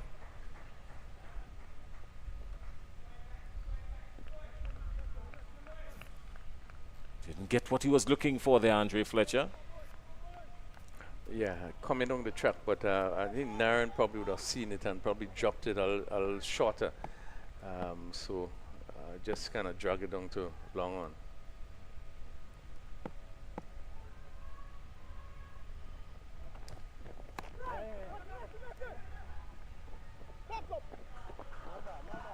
So sensible batting so far from the Nutmeg Warriors. They've been very content in rolling over the strike, picking up the ones and the twos. And when it's outside of the respectful zone, they belt it. And they've been going pretty steady so far. Inside over number 3, they're still 27 without loss. Yeah, they don't have to do anything rush too much, but normal batting. Oh, this is brutally struck. Not a man move. 6 runs. Andre Fletcher. He got into it and it went like a rocket. Yeah, over pitch delivery, pitch in the arc, and all he had to do was come forward and lift it and hit it beautifully over long off for his second 6.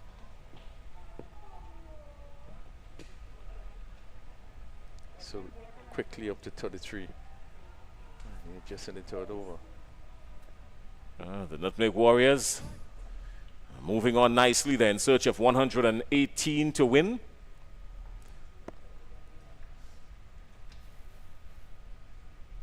Captain Cato is outside there with Andre Fletcher.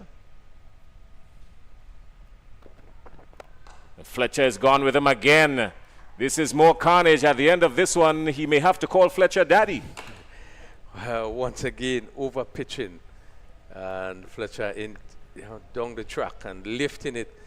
Same position. This one is probably bigger than the one before. Another maximum.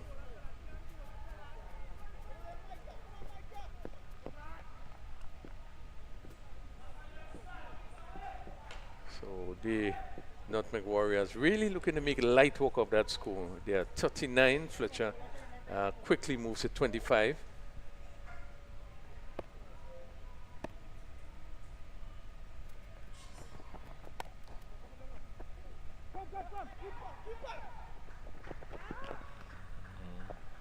Fletcher just maybe wanting to play that one a little bit later to pierce the field, but it went directly to the fielder there on the offside. Just holding it back and opening the face a little bit would have yielded a different result.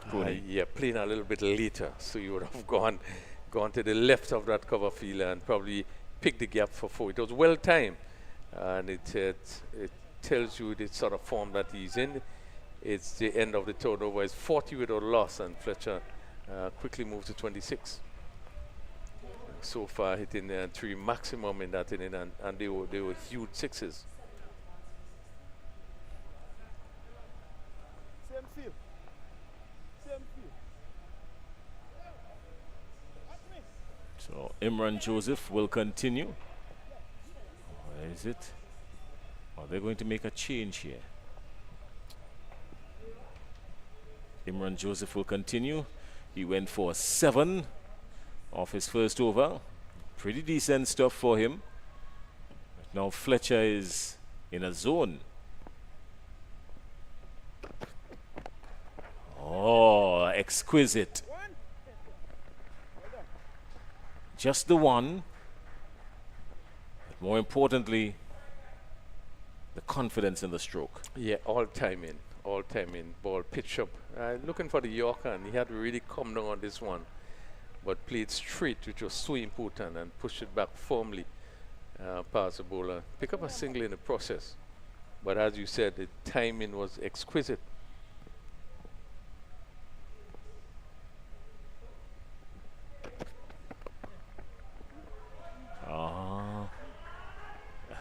It's well played. Yeah, that's superbly played by Roland Keato. Short delivery, lifting, and all he did was to get into position and steered it down to a wide third man or backward point, and picked up really an easy boundary with no one placed on the boundary. Really well played shot by Keato.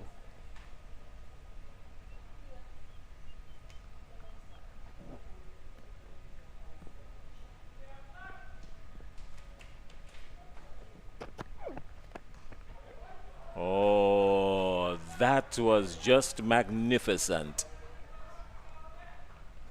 Yeah, slower delivery there by Joseph was, as we see, whipped off the legs, over square leg. And another confident shot that rushes down to the boundary for another 4. So they've been scoring freely now, these Nutmeg Warriors.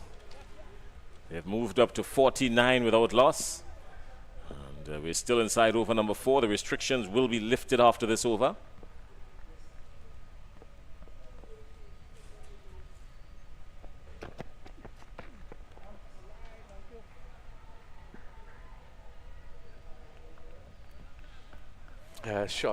Short delivery by Joseph again, looking for pace, and this one bouncing really high over the batsman. The umpire had no choice but to signal wide, and also to signal 1 for the over in terms of height.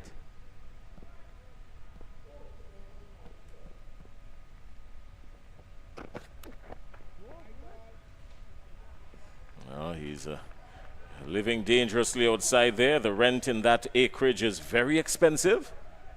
And the umpire making no doubt in sending him the invoice.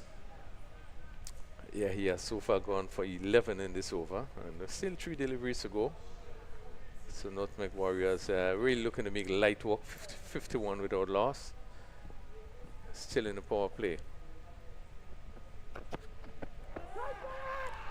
Loud appeal for caught behind, but the umpire is not phased at all.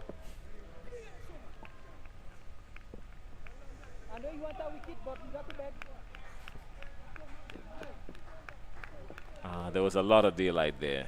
Yes, certainly. And I love very loud appeal, but it didn't look from our end, and so it touched the bat. So the chatter taking place outside there. These two teams always go at it. Fletcher is not one to get involved in an old talk with outside on the field. He's well armed. And Kato is going up and away through the offside, and that's 6. Another short delivery, and really it was played very well by Kato, who had to reach for it. But again, he was able to swing freely and hit it to a backward point for another maximum. Oh, that was just beautiful from Kato. Got into position, reaching for it. And Joseph, who was very economical in his first over.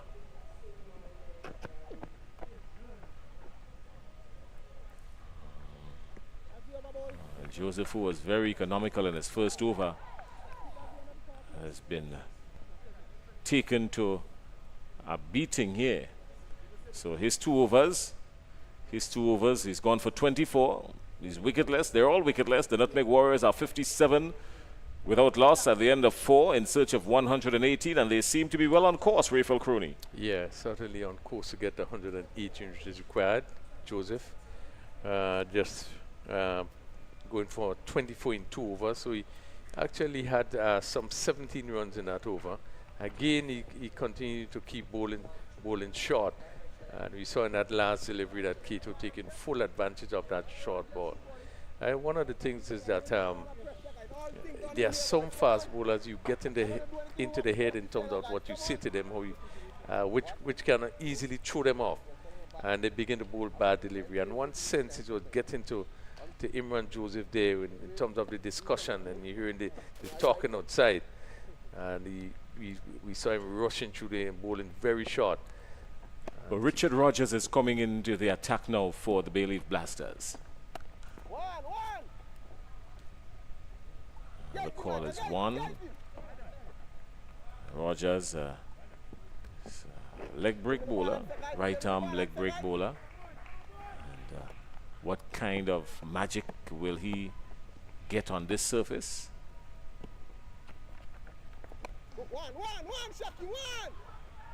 Oh, the call is 1.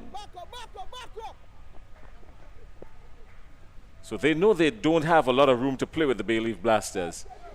And they're very encouraging to each other outside there on the field.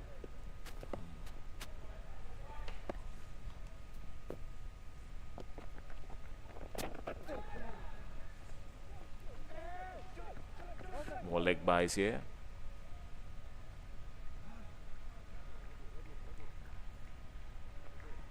Yeah, and Rogers has been one of the bowlers who would have done very well in the last tournament. Bowling leg spin, one can remember, pick up quite a bit of wickets at the tournament at the stadium.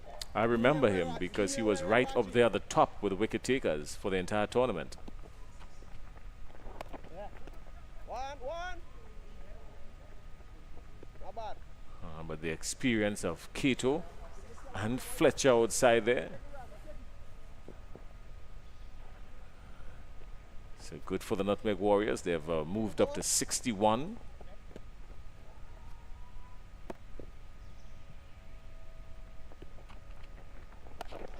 Well, 61 plus 6. 61 plus 6. Yeah, pitched up and just over toss a little bit too much. And Fletcher into it and swing this one again over long on for another huge 6. And really, he's not afraid really to put bat to ball. Anything remotely loose, he's going to give it a full treatment. He races at 34, 67 without loss. Chances are next time he misses it. That's a high risk shot, brother. That's a high risk shot. Don't worry about that, big man. I'm okay with that, Raji.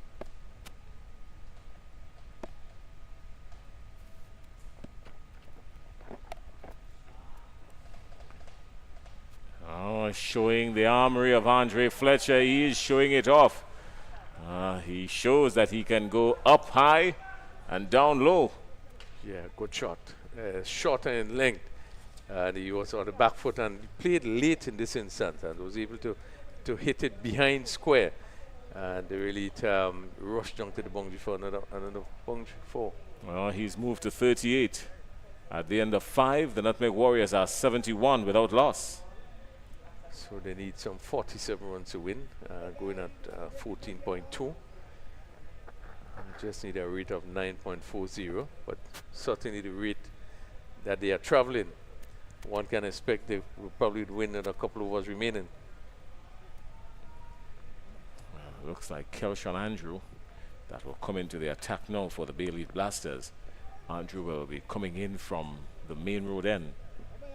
He's got a huge task because he's been tasked with the responsibility of trying to dislodge these two set batsmen in Roland Cato and Andre Fletcher.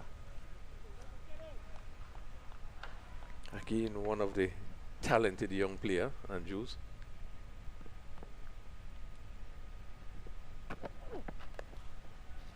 He reached for it and he goes with it. 6 runs. That was magnificent. Yes, superb shot. Again, short outside the off stump, but he make use of the ball lifting and bouncing and really hit it beautifully over point, and that travels for another 6. Well, this is the second time he has played this shot, Cato. He played it the previous over when he was down at the other end. So he has shown that he's consistent with his play. He can reach for it outside the off stump, get some good willow onto it, and it goes all the way.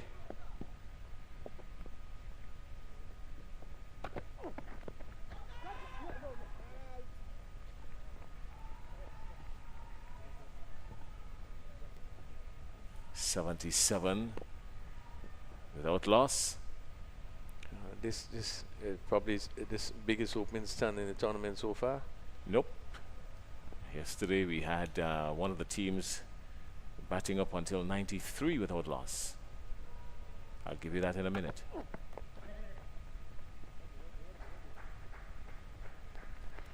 I know. One of our big matches yesterday. I think it was the match between the Clove Challengers and the Saffron Strikers. The Clove Challengers, they had a brilliant start when they got to 134. The opening pair, they were up to 90 something without loss. That involved Smith and Hazard. Beautiful shot, clipped off his toes. Again, ball slanting down the leg side, pitch up to Fletcher, and again make use of that delivery and clipped it through square leg, and it race across the turf once again for another 4. I think it was the was 96 without loss. And they lost their first wicket right there.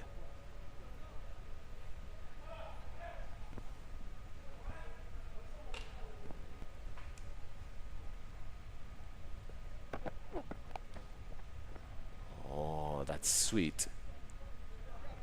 Sweetly played. Yeah, that was textbook fashion by Fletcher. Everything in line. We see the left foot going across and stroked it beautifully through the covers. Just wasn't able to pick the gap.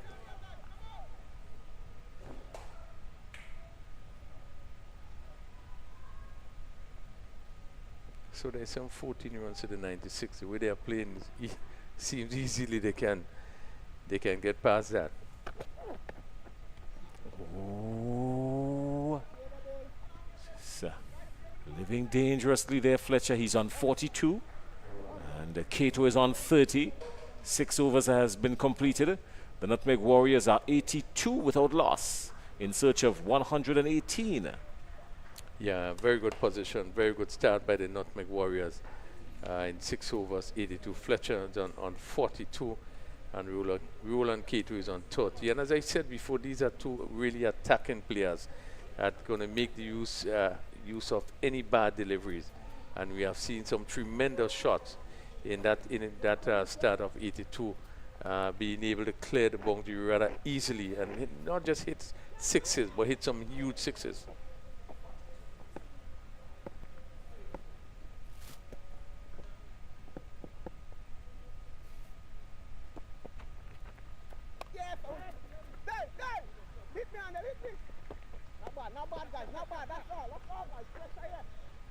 So Cato can't pierce the offside field. Rogers is known to be a threatening bowler all the time. Has a lot of variation.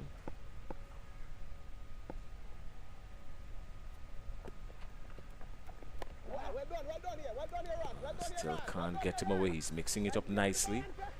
He's got a very well disguised googly that he uses. And Cato can't get him off the square just yet.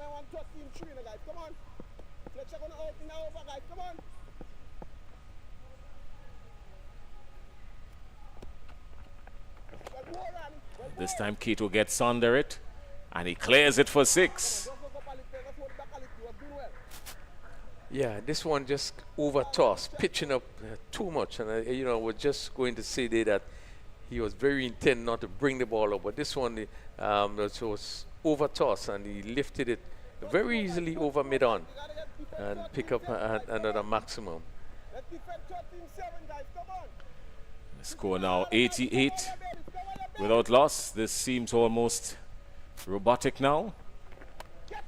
And the shout is catch, but it's gone square the wicket. One bounce and into the boundary. That's 4 more. So Roland Cato is on the attack. Given the treatment, short delivery, and no one in that backward point position on the boundary. Came back and just hit it over point and picked up another boundary. And he races to 40. So this stand up 92, Fletcher 42, Roland Cato is on 40. And they are really traveling quickly into the 7th over.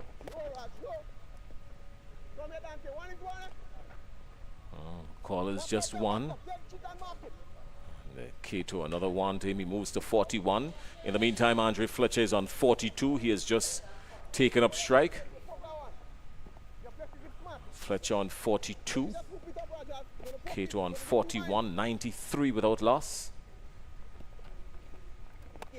Fletcher is going with him again, just on the edge of the boundary. Pascal is there. He's not going to beat him. Just the 1. Fletcher maintains the strike at the end of 7. The Nutmeg Warriors are 94 without loss, in search of 118.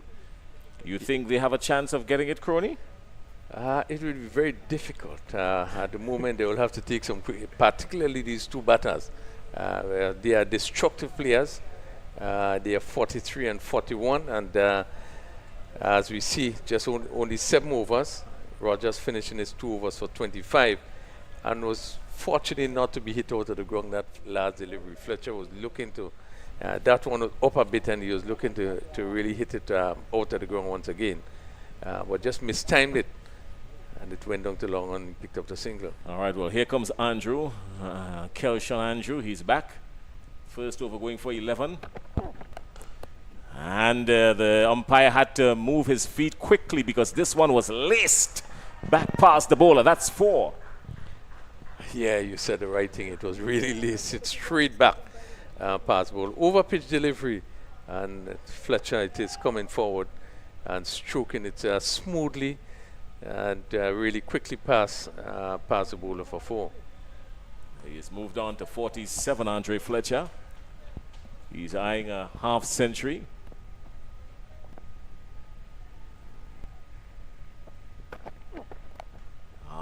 That is superb, but just the one. But it shows the timing. It wasn't a bad delivery at all, too. Andrews using his head and bowling sensibly. Yeah, it was a slower delivery, but Fletcher picked it well. And just had to delay the shot and played it down to mid-off. Oh, he's fortunate there.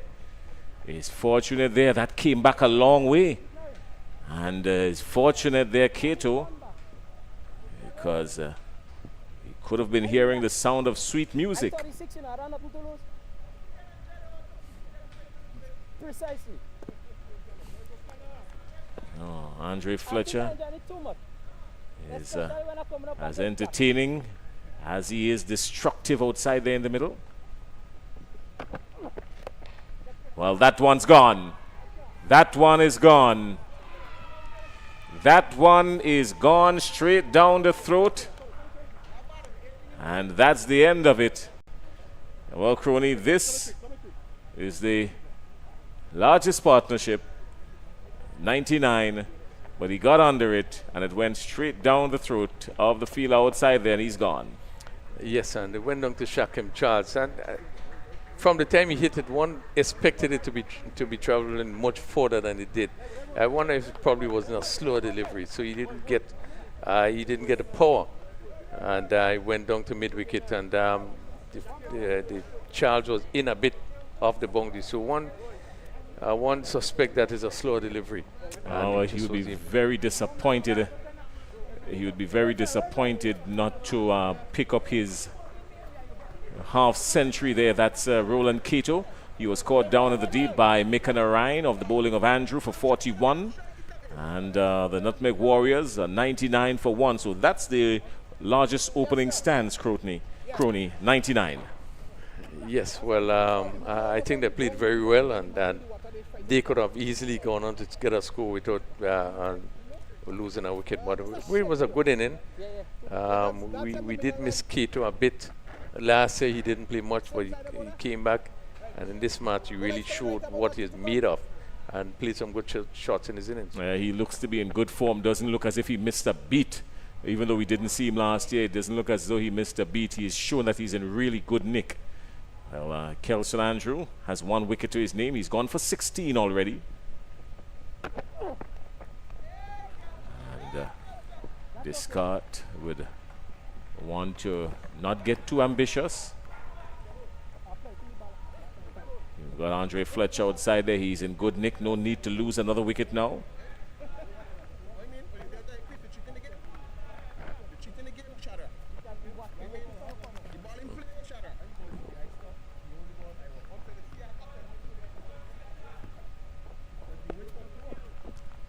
Shadrach Discard, left-handed St. Lucian.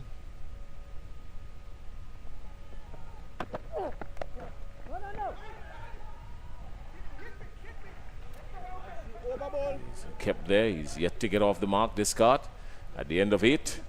The Nutmeg Warriors are 99 for 1 in search of 19 runs.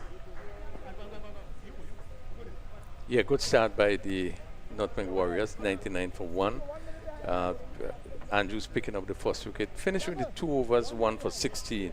And I thought that he bowled pretty well when we saw what was happening with all the other bowlers. I think he kept he kept his cool even though he was hit for a couple sixes. But I think he was really concentrating, trying to put that ball at good line and length with him leaving the left-hander, and was able to pick up the only wicket that fell.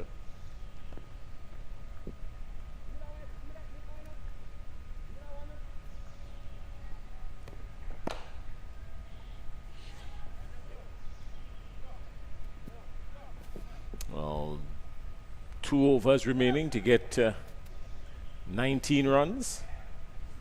It's not as easy as it seemed, but when you've got Andre Fletcher outside there in the middle, you're going to give yourself a better chance, I would believe.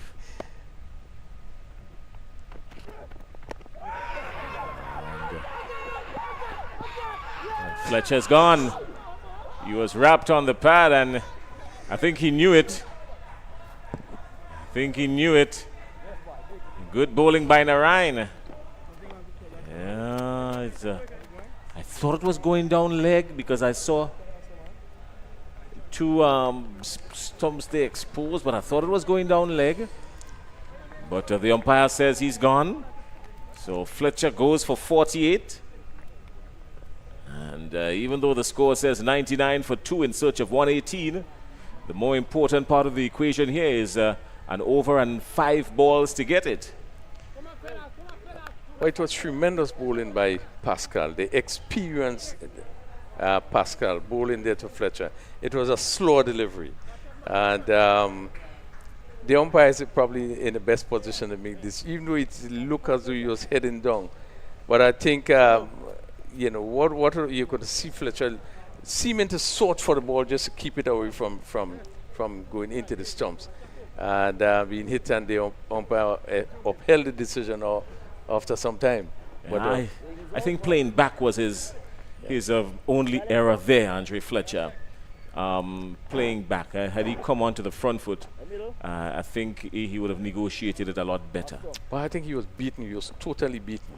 As you said, it sort of hit the back foot if he came forward. But when you are beaten, there's nothing more you can do. Well, it was tremendous delivery. Well, everybody's out there on 0. Daniel McDonald is on naught. Shadrach Descartes is on naught. Nilon Pascal has picked up a wicket and he's rushing in. Slower delivery down the leg side.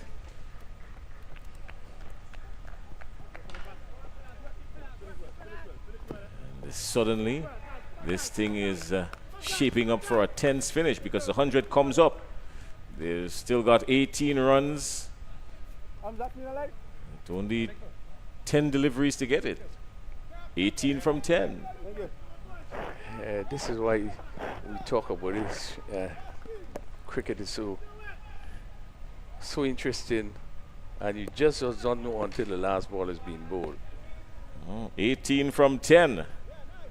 Nutmeg Warriors looking for a win against the Bayleaf Blasters. Bayleaf Blasters would have rushed up to 117 in their 10 overs. Slower delivery, chance going down.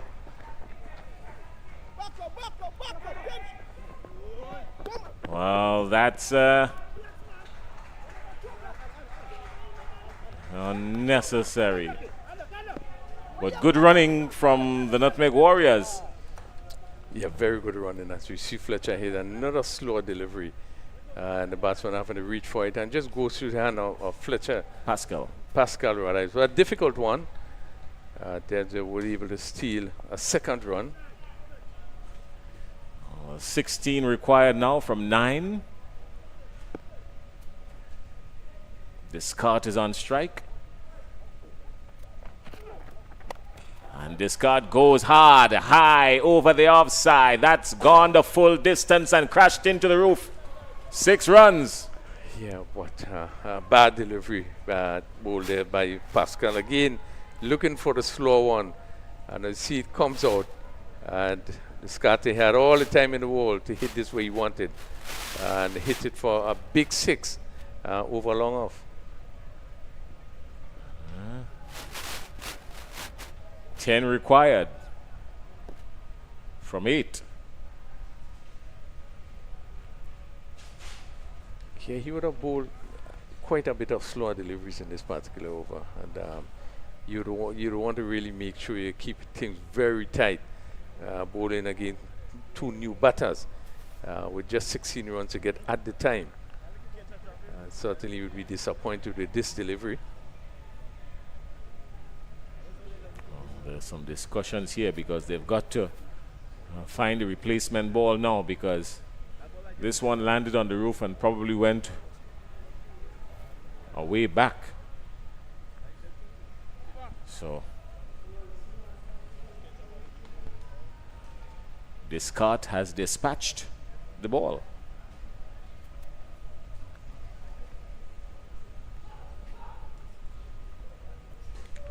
So it's Daniel McDonald who would have joined his cards. And they will want to bring it home. Pascal so far 1.4 overs. He had 1 for 23. Kelchan Anju 1 for 16 in 2 overs.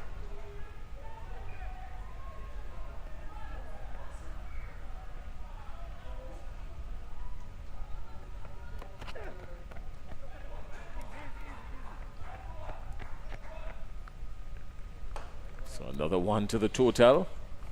109. 9 required from 7 deliveries. Daniel McDonald waits on Nilon Pascal.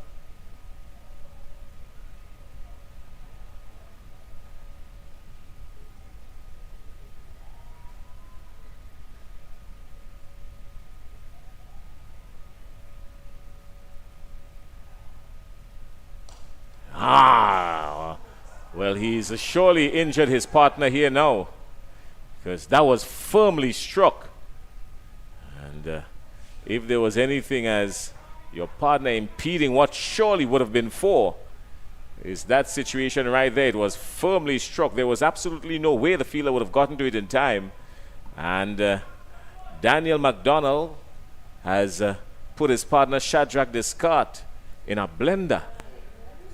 Yeah, I'm not so sure he would have been able to get out of the way. That was really coming straight at him, and as he swung, just seemed to be hit somewhere. I guess just around the side of the face there as that ball bounced up, but seemed to be okay. When you're winning, everything is okay. When you're in this kind of commanding position, everything is okay, but they're still not out of the woods yet. But Shadrach Descartes was put in a blender with that one. It spun him around like he's never been spun around before. Last over, very...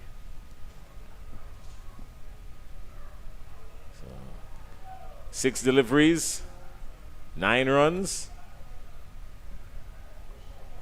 This is a lot closer than we anticipated it would have been. Yeah, most certainly. I think we never expected it to be so close. But, the loss of Fletcher and Cato. Look at it here now. I've never seen a man spin like that except when he's on the dance floor. Yeah, he certainly had to do something to get out of the way. But I think that 6 that was hit there by Pascal, I think really would have kind of helped dented the chance. There would have been, maybe in the teens. Well, the experience of Mika Narayan will come into play now, because the Bayleaf Blasters would need him to pull every bit of experience that he has. They would need him to pull it out right now. 9 runs and 6 deliveries to get there. Couldn't ask for anything more from these two teams. Narayan is into that Descartes. It's down the leg side. Surely that's going to be wide. Well, these are free runs here. Narayan wants to keep his composure. You don't want to do that, not now. You don't want to give it away at this stage, Narayan. 8 runs, still 6 deliveries. Yeah, you doesn't really want to give away extras at this crucial time. It's wicket to wicket. You miss, I hit. Vary your pace. Get one to rush in faster, hold back one. But lure the batsman into a stroke, but not free runs, not at all. Let's see what he will do now. He's was wrapped on the pad, but it was going down leg. He's wrapped on the pad, but he was going down leg. He was struck hard somewhere on the inner thigh, or somewhere thereabout. Let's see. We will see. They're going to slow it up for us. When you get lash in that area, it's stinging, burning.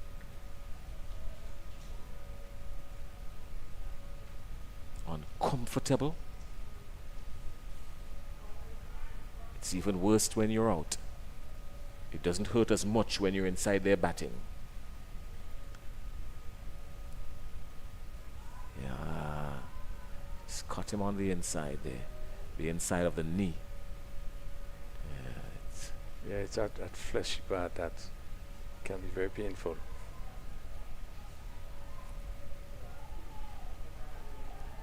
Alright, well, this is what they came here for.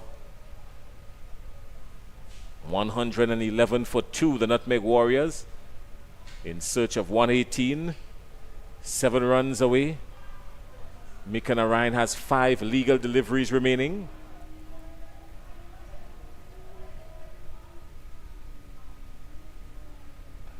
Oh, that's a good delivery. Squeezed out by the batter. Squeezed out. And it was a good delivery. Yeah, tremendous Yorker. And just had time to get the bat down. Again, you see he's aiming to pitch right up between middle and leg stump. And that was a beauty of a delivery. 112 for 2. 6 required from 4. And will it go all the way? Yes, they get a thick edge and it goes all the way to the boundary. So Shadrach Descartes moves to 13, but more importantly, the score moves to 116 for 2. And the Nutmeg Warriors require just 2 now and 3 legal deliveries remaining. Yeah, and it should be very easy, this one coming off the edge. And Descartes looking for the drive and not getting hold of it, but coming off the edge and going down to that vacant third man position. If you're going to swing, you're going to swing hard, Crony. Yeah, and this is why you're able to pick up that important boundaries, really swung hard. Wrapped on the pad. The scores are even. They're going to come back for it. This is going to be close. And that's it. That's the end of it. The Nutmeg Warriors get to the 118. That has to be the end of it.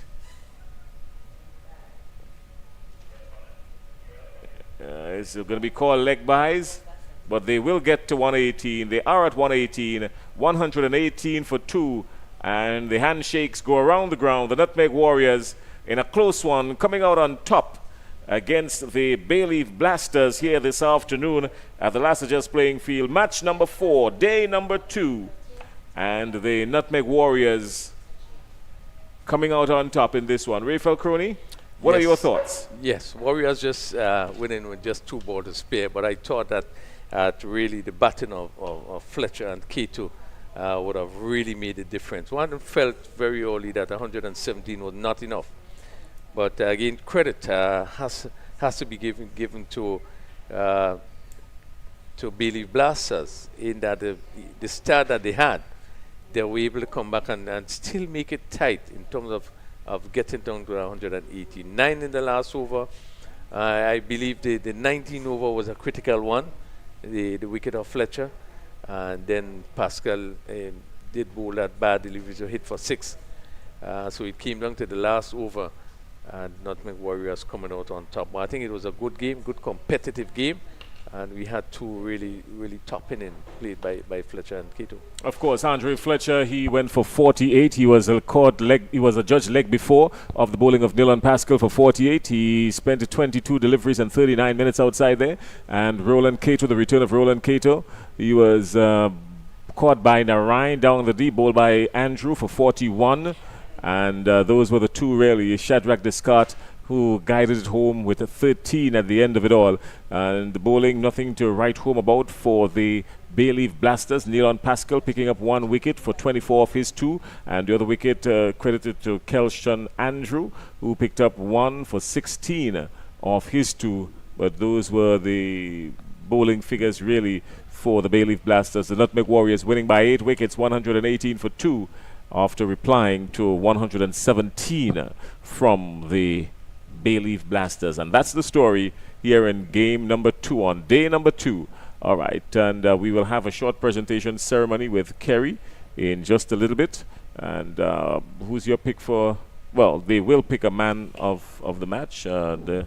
That's going to come up very shortly. But a good day's cricket all around, we felt, Crony. Yeah, it has been two good games today. We had today. I thought that this game obviously went to expectation in terms of the tightness. As you said before, these are two teams who would have won the tournament before.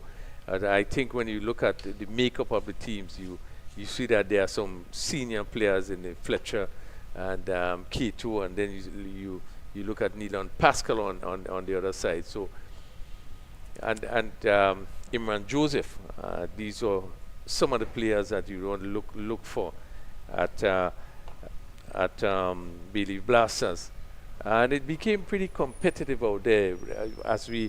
You heard there was a lot of discussion, there was a lot of talk, there was a lot of chat, and this is what both of these teams gives. They have players on each of these teams that is of that sort, that are going to give a lot of talk on the outside, and you could have heard it outside, but I thought that the game really came down to really tight, coming down to the last 2 overs. So credit to the Bayleaf Blasters to bring it back so close after that explosive start from Fletcher and Keto. Yeah. Okay, well, we're getting ready for the presentation ceremony just a bit. I just want to let our viewers know that the Grenada playing Costa Rica in the FIFA World Cup CONCACAF qualifiers at the National Stadium in St. George's, and Costa Rica having the early advantage, 1-0 advantage over Grenada, and that match started just around 5 o'clock this afternoon, so there's still some way to go, but Costa Rica 1-0 up on Grenada. And a lot of sporting activities taking place. We've got NBA basketball tonight. We've got more cricketing action inside the ICC T20 Cricket World Cup. Kerry is down on the ground. We're waiting to see if he's going to be ready for the short presentation. What we will do is that we will send it back across to Master, and then they will give Kerry the go-ahead, because he's got some players down there that he would love to interview, speak with, and let's take it from there, guys.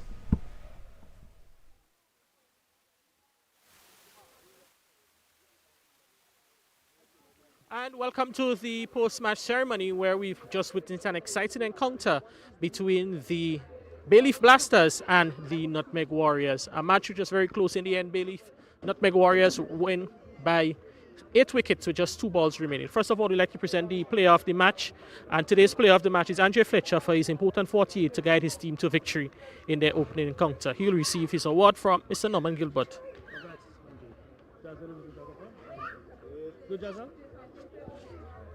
Andre, just a few words with you before you go. It was certainly a good match of cricket there. The two teams had a bit of ups and downs, sure, they're both innings, but it was, I would say, a good game, and you 48 instrumental in victory for your team. Yeah, for sure. The most important thing is to win. There was a battle, a little banter between one of the players and I, but I was focused on my team winning.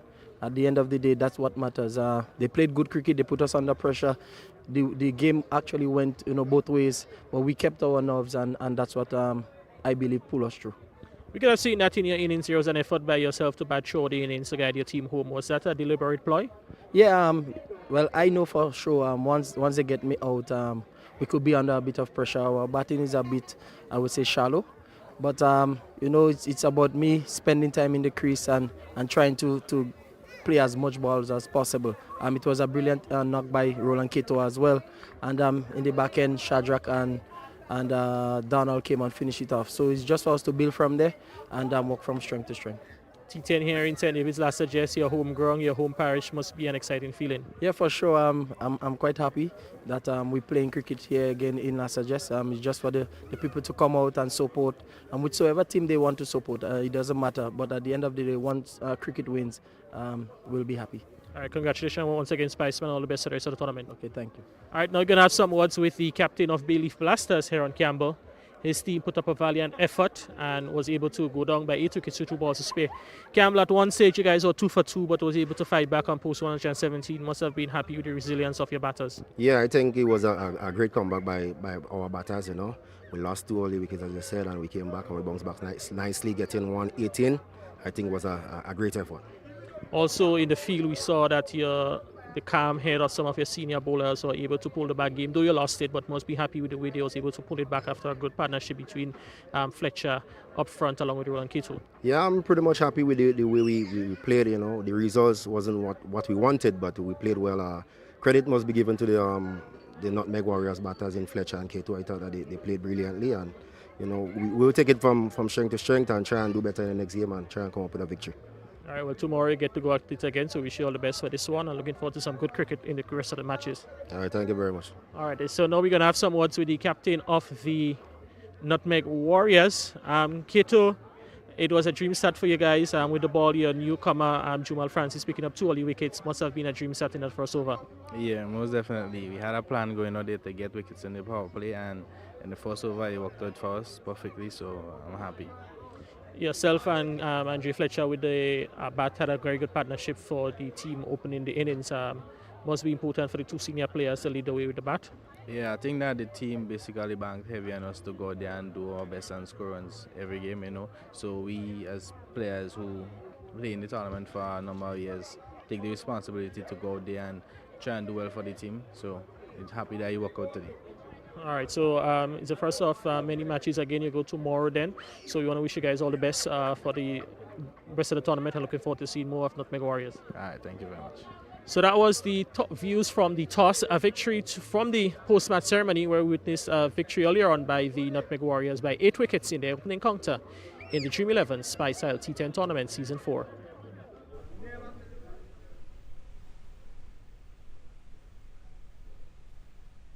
The Dream 11 Spice T10 Season 4. Feel the heat. Holding gone, an absolute beauty. June 8th to June 22nd. Organized by the Grenada Cricket Association. Venue, Lassages Playing Field, St. David. Teams in action. The defending champs, Saffron Strikers, Bayleaf Blasters, Clove Challengers, Cinnamon Pacers, Ginger Generals, and Nutmeg Warriors. 14 days of action. Everybody can't wait for it to start. 30 matches. Beautifully placed. Top local and regional players. Lovely timing. One venue. Lassages St. David. Feel the heat. June 8th to June 22nd.